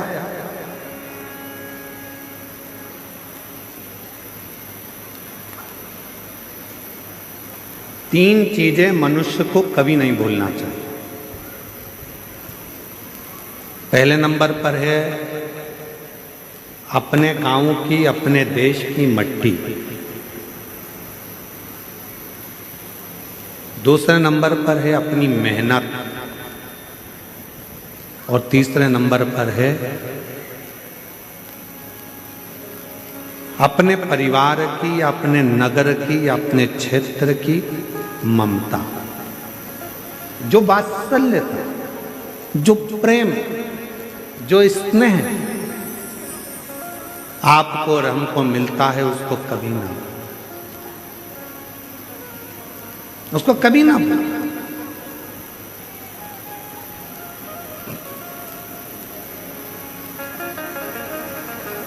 एक पत्र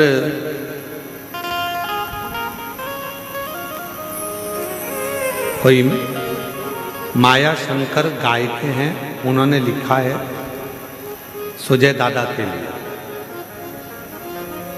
इतने सारे पत्रों में आधे से ज़्यादा पत्र ऐसे हैं जो सुजय दादाजी के लिए लिखे हैं।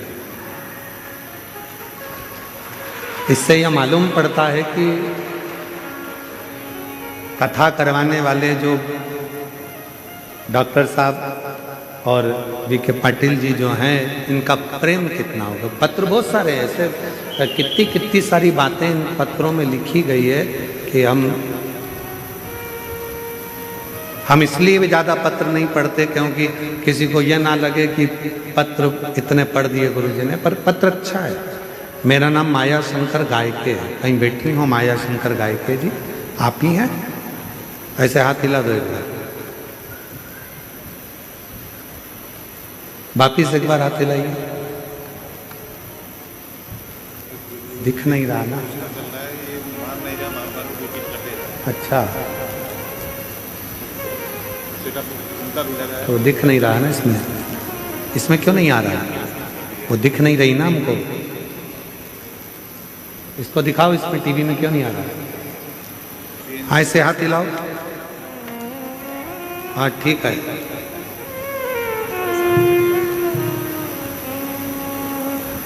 मेरा नाम माया शंकर गायके है, मैं शिरडी की रहने वाली हूँ। आ जाइए, एक बेलपत्र लेकर जाओ। हमारे भैया डॉक्टर सुजय दादा को हम धन्यवाद करना चाहती हूँ। हमारे शिरडी कथा के जो आयोजन करता है मेरे, जब जब दादा मिलते थे तब तब हम दादा को कहते थे कि दादा, हम जहाँ जहाँ कथा सुनने के लिए जाते हैं सब दूर, बहुत दूर बैठना पड़ता है। कथा मिलती है, कई बार नहीं मिलती है, कई बार तो हम लोग वापिस भी लौट कर आ जाते हैं। तो दादा जब जब शिरडी आते थे तब तब हमारी महिलाएं दादा को रोक लेती थी और दादा से कहती थी कि दादा एक बार सीवर वाला महाराज को बुलाओ, कथा सुन।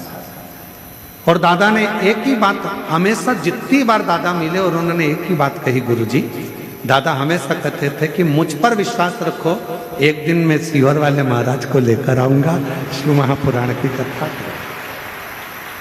गुरुजी, मैं दादा को धन्यवाद देती हूँ कि दादा आप जैसा भाई सबको मिले जो विश्वास के साथ काम करते हैं और विश्वास जो दिलाते हैं वो पूर्ण करते हैं। गुरुजी, कई पंडालों में कथा सुनी, पर जो यहाँ का वैभव, यहाँ की व्यवस्थाएं हैं, मैं उसका क्या गुण। ये एक पत्र और किसी बहन ने लिखा, हम बहुत सारे पत्र नहीं पढ़ते, आदरणीय पत्र थोड़ा सा मराठी भी है, थोड़ा हिंदी भी है, ठीक है। जहाँ मराठी आएगा मैं चुप हो जाऊँगा, तुम पढ़ लेना, ठीक है, और जहाँ हिंदी आएगा मैं पढ़ लूँगा। आदरणीय नामदार श्री राधा कृष्ण वीके पाटिल जी, पत्र पढ़ रहे हो ना, टीवी पे दिख रहा है, एलईडी पर आ रहा है कि नहीं आ रहा है? नहीं आ रहा है क्या? थोड़ा इसको चलाओ भाई। राधा कृष्ण वीके पाटिल जी व युवा नेतृत्व डॉक्टर सुजय दादा वीके पाटिल जी यांच्या प्रयत्नांतून,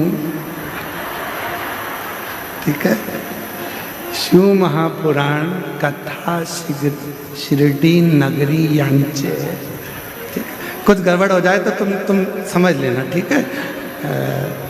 यांचे आई, मतलब इनके माध्यम से ये कथा शिरडी में आई, ठीक है। मुझे पत्र लिखना नहीं आता हिंदी में, फिर भी मैं प्रयास कर रही हूँ, तो मैं भी प्रयास कर रहा हूँ पढ़ने का। तो मुझे भी मराठी नहीं आती और मैं भी प्रयास कर रहा हूँ, आप भी प्रयास करो। तो कहीं बैठी है क्या, ये क्या नाम है इनका,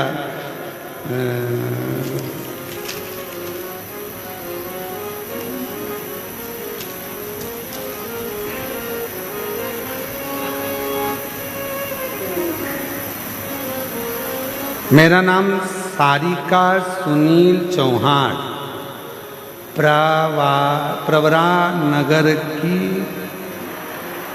रहने वाली हूँ। दिख गई है क्या? गई है? हाँ, हाथ हिलाओ। कहाँ बैठी है? कौन से पंडाल में? अच्छा, 1 2 3 हाथ थोड़ी दिखी हो। श्री शिवाय नमस्ते तुम। हाँ टीवी पे दिख गई, आ जाओ एक बेलपत्र ले जाना।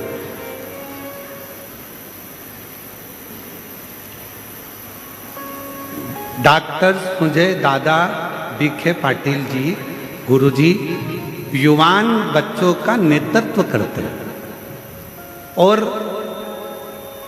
हमको ऐसा लगता है कि दादा ने जो ये कथा करवाई है इतनी विशाल, आज शंकर भगवान उनको ऐसा वर देकर जाएंगे कि वो किसी उच्च पद पर बैठकर हमको फिर कथा सुनाएंगे। ये शंकर की उदारता किसको कहते हैं? ऐसे बहुत सारे पत्र हम ज़्यादा पढ़ते नहीं हो, और बहुत सारे तो मराठी में लिखे हैं, तो आधे से ज़्यादा तो निकल जाए।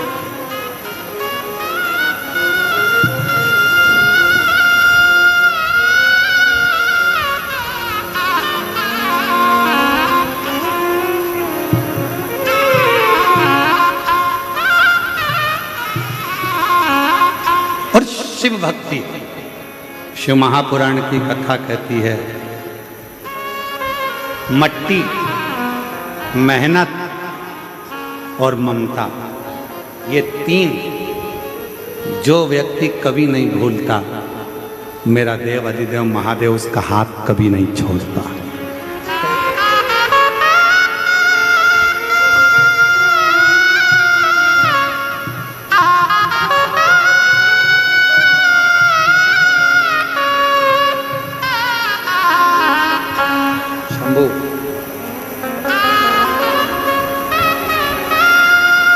एक 22 साल की बेटी थी, एक 20 साल की बेटी थी, इनके बड़े भैया के यहाँ से हैं, और उसके बाद ये बेटा हुआ है। एक बार जोरदार ताली बजाकर स्वागत करिए शिव भक्त।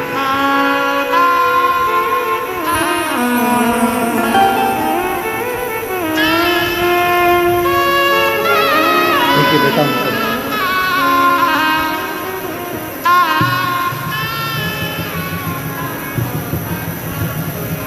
कौन सा पत्र था? शंकर गाय के सीढ़ी में रहते हैं आप।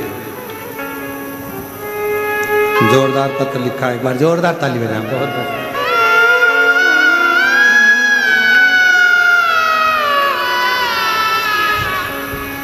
अरे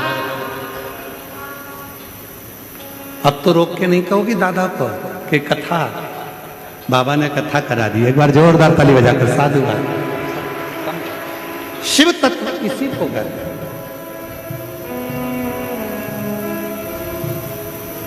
दीदी ने पत्र में लिखा, हम सारी महिलाएं, हम सारी जीजियां दादा को रोक लेती, सुजय भैया को, और उनसे हमेशा कहती, और बाबा की कृपा से कथा करे सकता।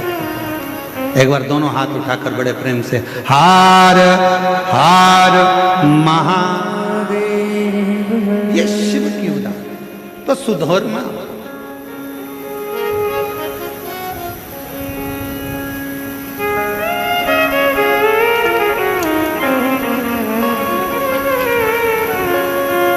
जब धुमोरना विवाह का मंडप छोड़कर गईं तो माता सती ने उनको समझाया, और मां सती ने कहा कि धुमोरना, मैं तुम्हें वचन देती हूं कि शिव का दर्शन तुमको होगा। तब शादी के मंडप में दक्ष प्रजापति की दूसरी बेटी विजया बैठ चुकी थी। फिर धुमोरना ने भी और विजया ने, दोनों ने यमराज से विवाह। शिव महापुराण की कथा कहती है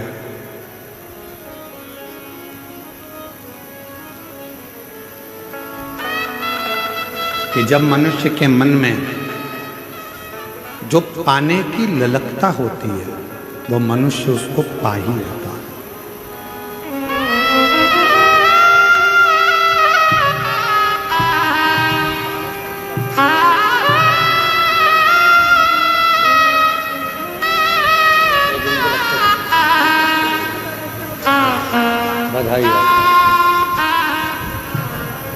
जिस लक्ष्य को व्यक्ति पाना चाहता है, इसीलिए शिव महापुराण की कथा कहती है 3 बातों का स्मरण करें। पहले नंबर पर मिट्टी, दूसरे नंबर पर मेहनत, तीसरे नंबर पर ममता।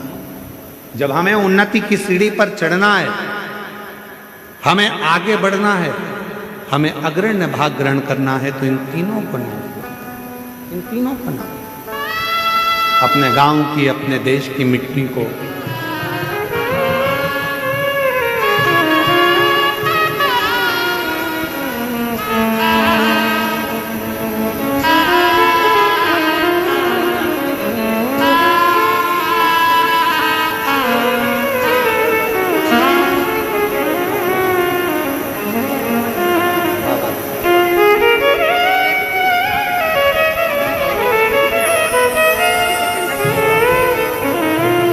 शिव कथा कर रही है, भगवान शंकर का संवाद कर रहा है शिव महापुराण।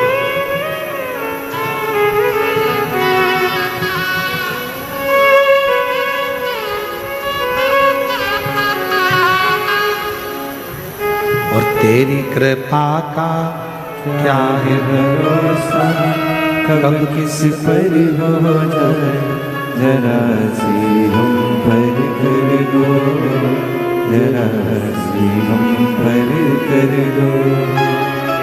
तेरी कृपा का क्या है भरोसा, कब किस पर हो जाए, जरा सी हम पर कर दो, जरा सी हम पर कर दो। जिस पर भी हो गई तेरी कृपा करुणा, वो भव पार हुआ, भव पार हुआ। पापी हो चाहे इतना, उसका भी बाबा उद्धार हुआ, उद्धार हुआ। गिद्ध अजान गणिका जैसे तेरे मन को भाई, जरा सी हम पर कर दो, जरा सी हम पर कर दो। तो शिव महापुराण की कथा कर रही है कि जिसने अपनी मट्टी को नहीं भूला, जो अपनी मेहनत को नहीं भूला, और जो अपनी ममता को, जिन्होंने स्नेह दिया, प्यार दिया, प्रेम दिया, उसको जो नहीं भूलता, वो उन्नति की सीढ़ी पर चढ़ता है। आज सबसे बड़ी दिक्कत कहाँ खड़ी होती है? व्यक्ति को जब पद मिल जाता है, प्रतिष्ठा मिल जाती है, जब व्यक्ति को बहुत कुछ मिल जाता है, तो वो फिर अपनी मिट्टी को, अपने गांव को, अपने क्षेत्र को भूल जाता है, अपनी मेहनत को भूल जाता है, अपने ममतत्व को, अपने प्रेम को भूल जाता है, अपने स्नेह को भूल जाता है। हम हमेशा अपनी व्यासपीठ से एक बात कहते आए हैं, दीपावली का पर्व आया है, कोई भी त्योहार आए, कोई भी पर्व आए,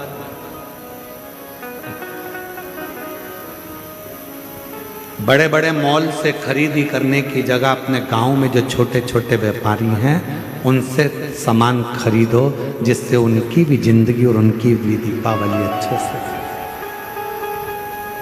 अपने गांव की मिट्टी, अपने गांव की मेहनत और अपने गांव की ममता, स्नेह, प्रेम, ये बड़े बड़े मॉलों में नहीं मिलेगा। आप जिस गांव में रहते हो, जिस नगर में रहते हो, वहां के छोटे छोटे व्यापारी तैयारी करके रखते हैं, दिवाली आई है, सामान बिकेगा। कोई ठेला लेकर फूल की माला बेच रहा है, कोई दरी बिछाकर, चटाई बिछाकर छोटे छोटे दिए बना बना कर मट्टी के बेच रहा है, और तुम विदेश का सामान खरीदो और मालूम पड़े अपने देश का धन दूसरे देश में जाए, तो ये भारत विकसित नहीं हो पाएगा। इस भारत को विकासशील बनाने के लिए अपनी मट्टी, अपनी मेहनत और अपने मातृत्व भाव को स्मरण रखना।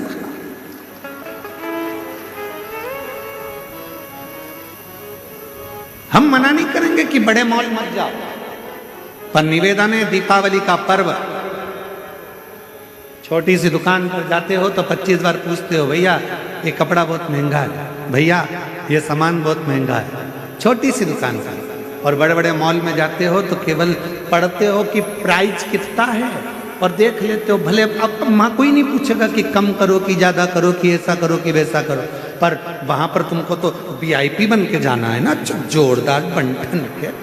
जो सामान मिलेगा उठा के रखते जाओगे रखते जाओगे रखते जाओगे, उसने बिल बना कर दे दिया, उतना के उतना पैसा देकर आ जाओगे। पर अपने गाँव में जब छोटी सी दुकान पर जाते हो, मोल भाव करते हो।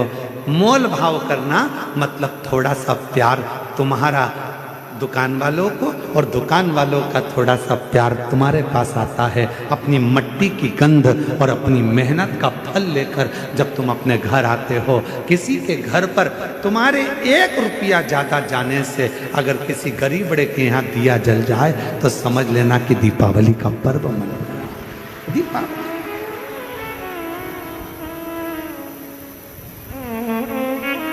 इस दीपावली पर एक नियम बनाओ।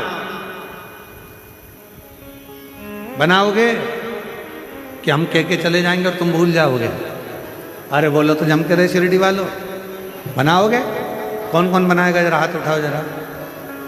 सब बना रहे हो नियम? हाँ बनाओ, हम भी बनाए। इस दीपावली पर एक नियम बनाओ। जितने आस्था चैनल पर सुन रहे हो, जितने फेसबुक यूट्यूब पर सुन रहे हो, जितने सोशल मीडिया और मीडिया के माध्यम से सुन रहे हो, जितनी मीडिया है, जितने अखबार है, जितने न्यूज चैनल है, जिनके माध्यम से आप कथा श्रवण कर रहे हो, इस दीपावली पर नियम बनाओ कि अपने गांव की मिट्टी, अपने गांव की मेहनत और अपने गांव का प्रेम होना चाहिए।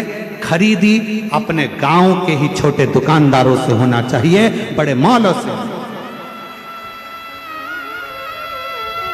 अपने गांव का पैसा अपने गांव में रहे, अपने शहर का पैसा अपने शहर में रहे, अपने नगर का पैसा अपने नगर में रहे, तो अपना गांव और विकसित होगा, अपना शहर और विकासशील होगा।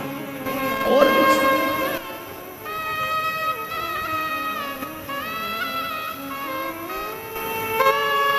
एक किसान कितनी मेहनत करता है। एक किसान अनार लगाता है, एक किसान संतरा लगाता है, मौसम्बी लगाता है, एक किसान मक्का लगाता है। कितनी मेहनत करता है। मेहनत कर कर उसको फल तो थोड़ा सा मिलता है, पर जो लेने वाला है वो लेकर जाता है और उसको करोड़ों का बना लेता है। तो किसान क्यों भूखा रहा है? किसान क्यों कमजोर है? थोड़ी मेहनत अपने को करना है, थोड़ा परिश्रम, विकसित। स्वदेशी अपनाओ, विदेशी दूर भगाओ, स्वयं का स्वदेशी। अपना खुद निर्माण करो। आत्मनिर्भर भारत, ये हमारा खुद का निर्माण मूल होना चाहिए कि हमको कुछ निर्मित करना।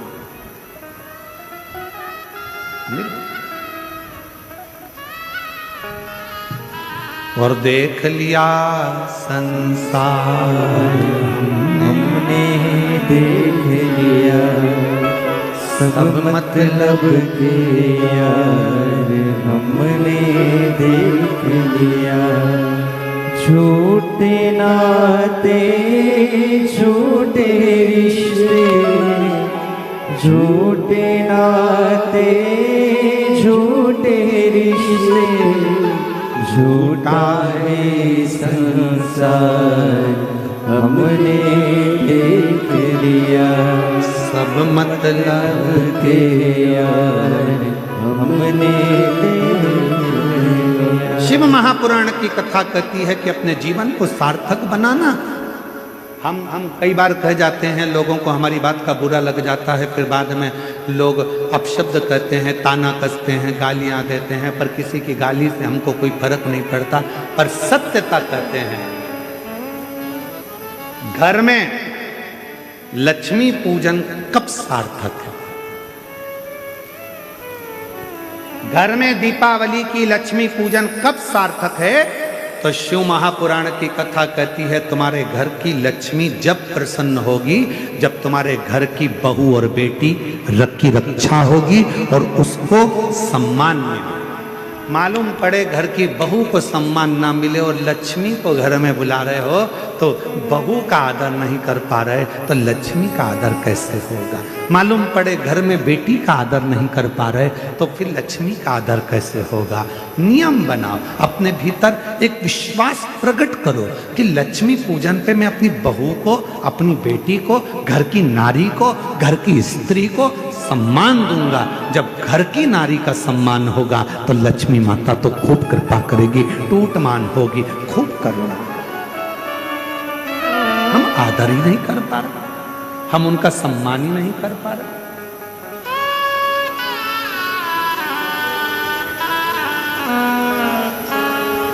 आदर करिए, सत्कार करिए, सम्मान करिए।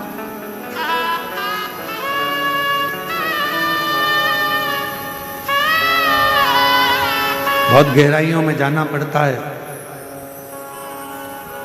स्वयं ब्रह्मा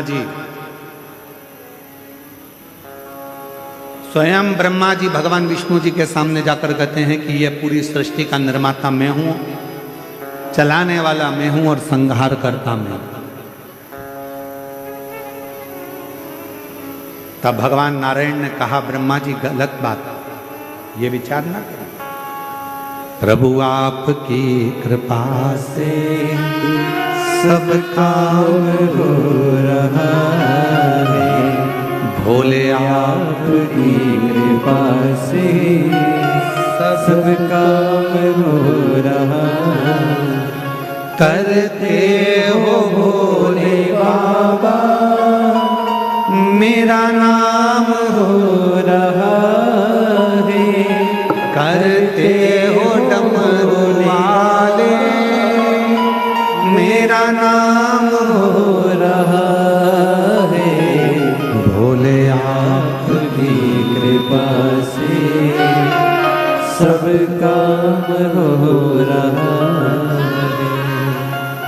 शंभु आपकी आपकी कृपा से सब काम हो रहा है। ब्रह्मा जी के मन में ये भाव आ गया। ब्रह्मा जी को लगा कि सृष्टि का निर्माता मैं हूं, ब्रह्मा जी को लगा कि सृष्टि चलाने वाला मैं हूं, ब्रह्मा जी को लगा कि सृष्टि को बनाने वाला मैं हूं। इतने में भगवान विष्णु के मुख से निकल गया कि ब्रह्मा जी इस तरह की बात मत करो। सृष्टि का निर्माता, सृष्टि का संहार करता, सृष्टि को चलाने वाला स्वयं भगवान विष्णु कह रहे हैं शिव महापुराण में कि इसको चलाने वाला, इसको बनाने वाला, इसको रचने वाला तो केवल एक है और वो देव अधिदेव महादेव शिव है, उसके सिवा कोई नहीं, केवल शिव, केवल शिव।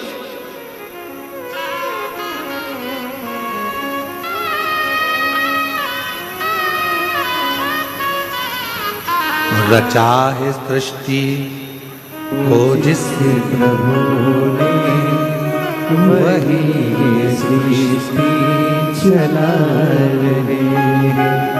रचा है सृष्टि को जिस प्रभु ने, वही ये सृष्टि चला रहे हैं। जो पेड़ हमने लगाया पहले, जो पेड़ हमने लगाया पहले, उसी का फल हम अब पा रहे हैं।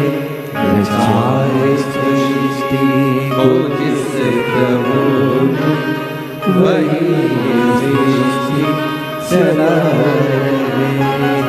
रचाए सृष्टि को जिस प्रभु ने, वही सृष्टि चला रहे हैं। ब्रह्मा जी आप गलत कह रहे, गलत। हे ब्रह्मदेव, सब कुछ करने वाला मेरा देव अधिदेव महादेव, सब कुछ।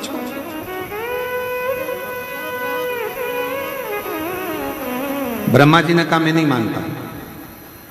एक बड़ा सा पर्वत था जिसको भगवान ब्रह्मदेव और भगवान विष्णु दोनों ने घुमाना प्रारंभ करा। दोनों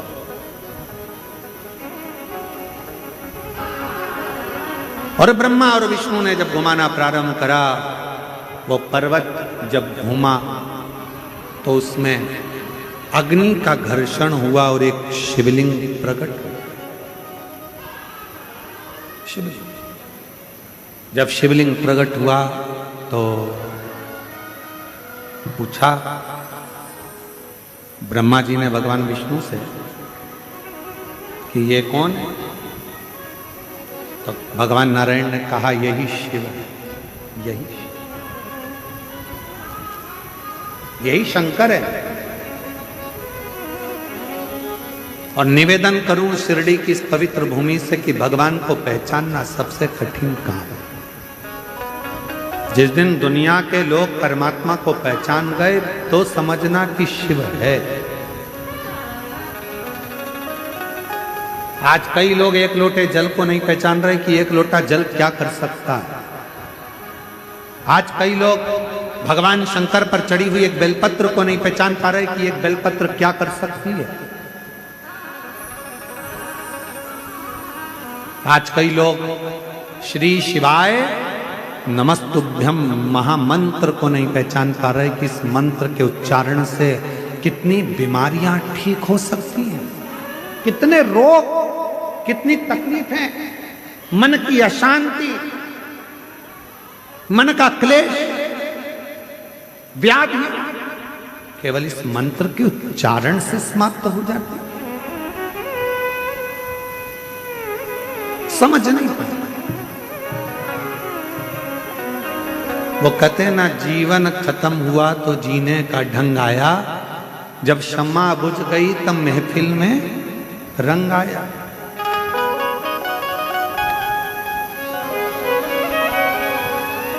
लोग समझ नहीं पाते। जब फिर बाद में समझ में आता है कि शंकर पर चढ़ा हुआ जल कितना कार्य करता है। इन पत्रों के माध्यम से जितने पत्र यहाँ आए हैं ना, एक एक पत्र का यदि आप अध्ययन करें तो एक एक पत्र में ऐसी ऐसी बातें लिखी गई हैं कि जिनको पढ़कर आप अपनी जिंदगी को सार्थक, क्या ऐसा हो सकता है? क्या ऐसा? अब आप विचार करो कि 23 साल तक जिस माता को बच्चे ना हो, 23 साल तक जिसको औलाद ना हो, तो डॉक्टर ने कह दिया कि इसको बच्चे नहीं होंगे, सारी आस छोड़ दी, और उसको 23 साल के बाद क्या बच्चा हो सकता है? जरा विचार करिए। किसी को 55 साल पे हुआ, एक जगह पर महिला की उम्र 55 वर्ष हो गई थी और तो भगवान ने बच्चा दिया। क्या हो सकता है? कब? जब विश्वास प्रबल। किसी ने पूछा क्यों गुरुजी, विश्वास का क्या मतलब होता है? हमने कहा जहां मतलब होता है वहां विश्वास ही नहीं होता है। लोग पूछते हैं कि विश्वास का क्या मतलब होता है, हम कहते हैं जहां मतलब है वहां विश्वास ही नहीं। मतलब की जगह पर विश्वास नहीं होता, और जब विश्वास होता है तो कोई मतलब नहीं होता, फिर तो केवल देव अधिदेव महादेव होता है, शिव होता है, और अपने भीतर की एक आकांक्षा, एक इच्छा जो शिव पूर्ण कर दे।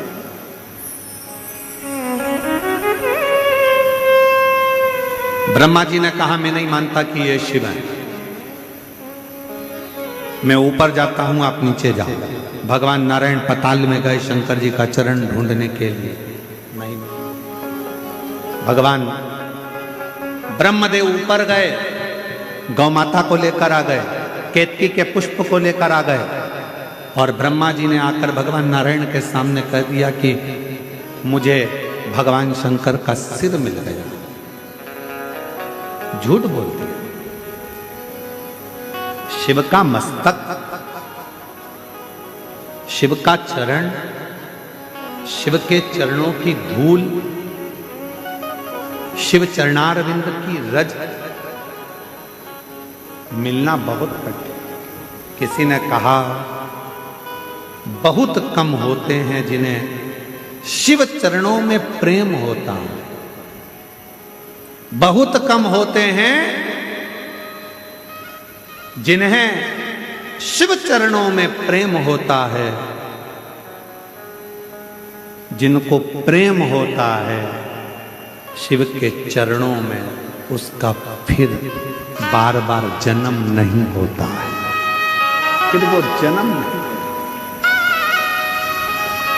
सारे जन्म मरण के प्रपंच से छूट जाता है।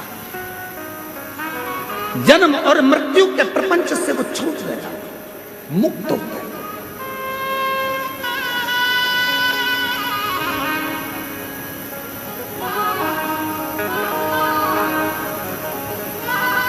इसीलिए शायद कहा, भगवान ब्रह्मदेव को कहा गया कि आप झूठ बोल रहे हैं। ब्रह्मा जी कह रहे हैं मुझे शीश दिखा। आप ना माने गौ माता से पूछ ले, गौ माता ने झूठ बोल दिया। केतकी के पुष्प ने झूठ बोल दिया। शंकर जी ने श्राप दे दिया, ए केतकी के पुष्प मैं तुझे श्राप देता हूं, सारे देवताओं पर तू चढ़ेगा पर शिव पर कभी नहीं चढ़ेगा, क्योंकि तूने झूठ बोला है। शंकर को असत्य पसंद नहीं है, इसलिए शिव को सत्य पसंद है।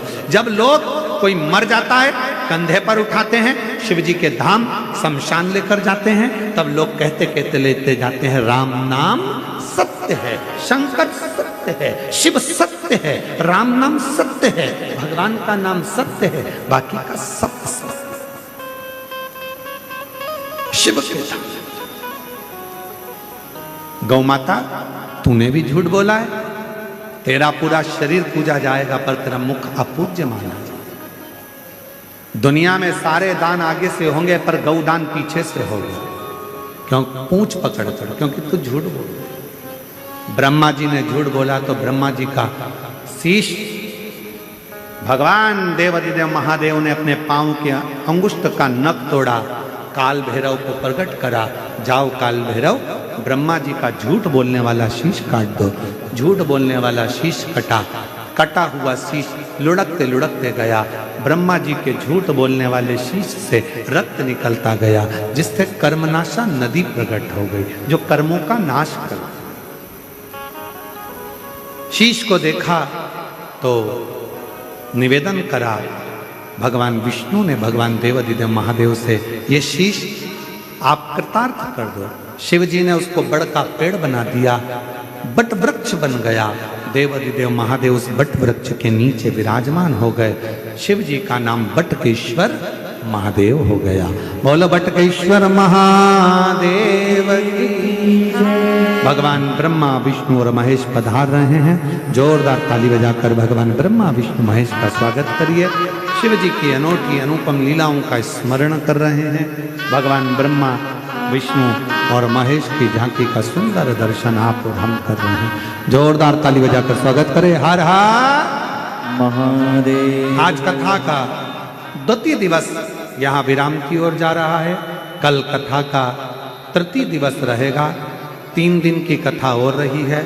बड़े भाव से शिरडी के इस पवित्र आनंदमय गांव लोनी में ये कथा चल रही है। भाव से श्रवण करें, अपने जीवन को धन्य बनाएं। ये कथा 16 तारीख को विराम हो जाएगी। फिर अगली कथा 25 से 29 अक्टूबर तक जो धनोरा दुर्ग में कथा होने वाली थी, वो कथा धनोरा दुर्ग में ना होते हुए ऑनलाइन होगी और बाबा की कृपा से वो कथा का लाभ बाबा के आनंदमय प्रांगण से ही श्रवण करेंगे। और वो कथा धनोरा दुर्ग में नहीं होकर 1 बजे से 4 बजे तक 25 से 29 अक्टूबर तक दीपावली के बाद में ये पवित्र कथा ऑनलाइन 1 बजे से 4 बजे तक होगी। और दीपावली 20 अक्टूबर को बड़े भाव से आप और हम सब मनाएंगे। 21 तारीख को बाबा का खजाना उत्सव रहता है, जो कि लीला के अनुसार है। सुंदर आनंद के साथ कथा का रसतत्व ग्रहण कर अपने जीवन को धन्य बनाएं। 3 दिन की कथा और रही है। बड़े भाव से श्रवण करें, अपने जीवन को कृतार्थ बनाएं और बाबा कृपा दृष्टि बनाएं। हर हर महादेव।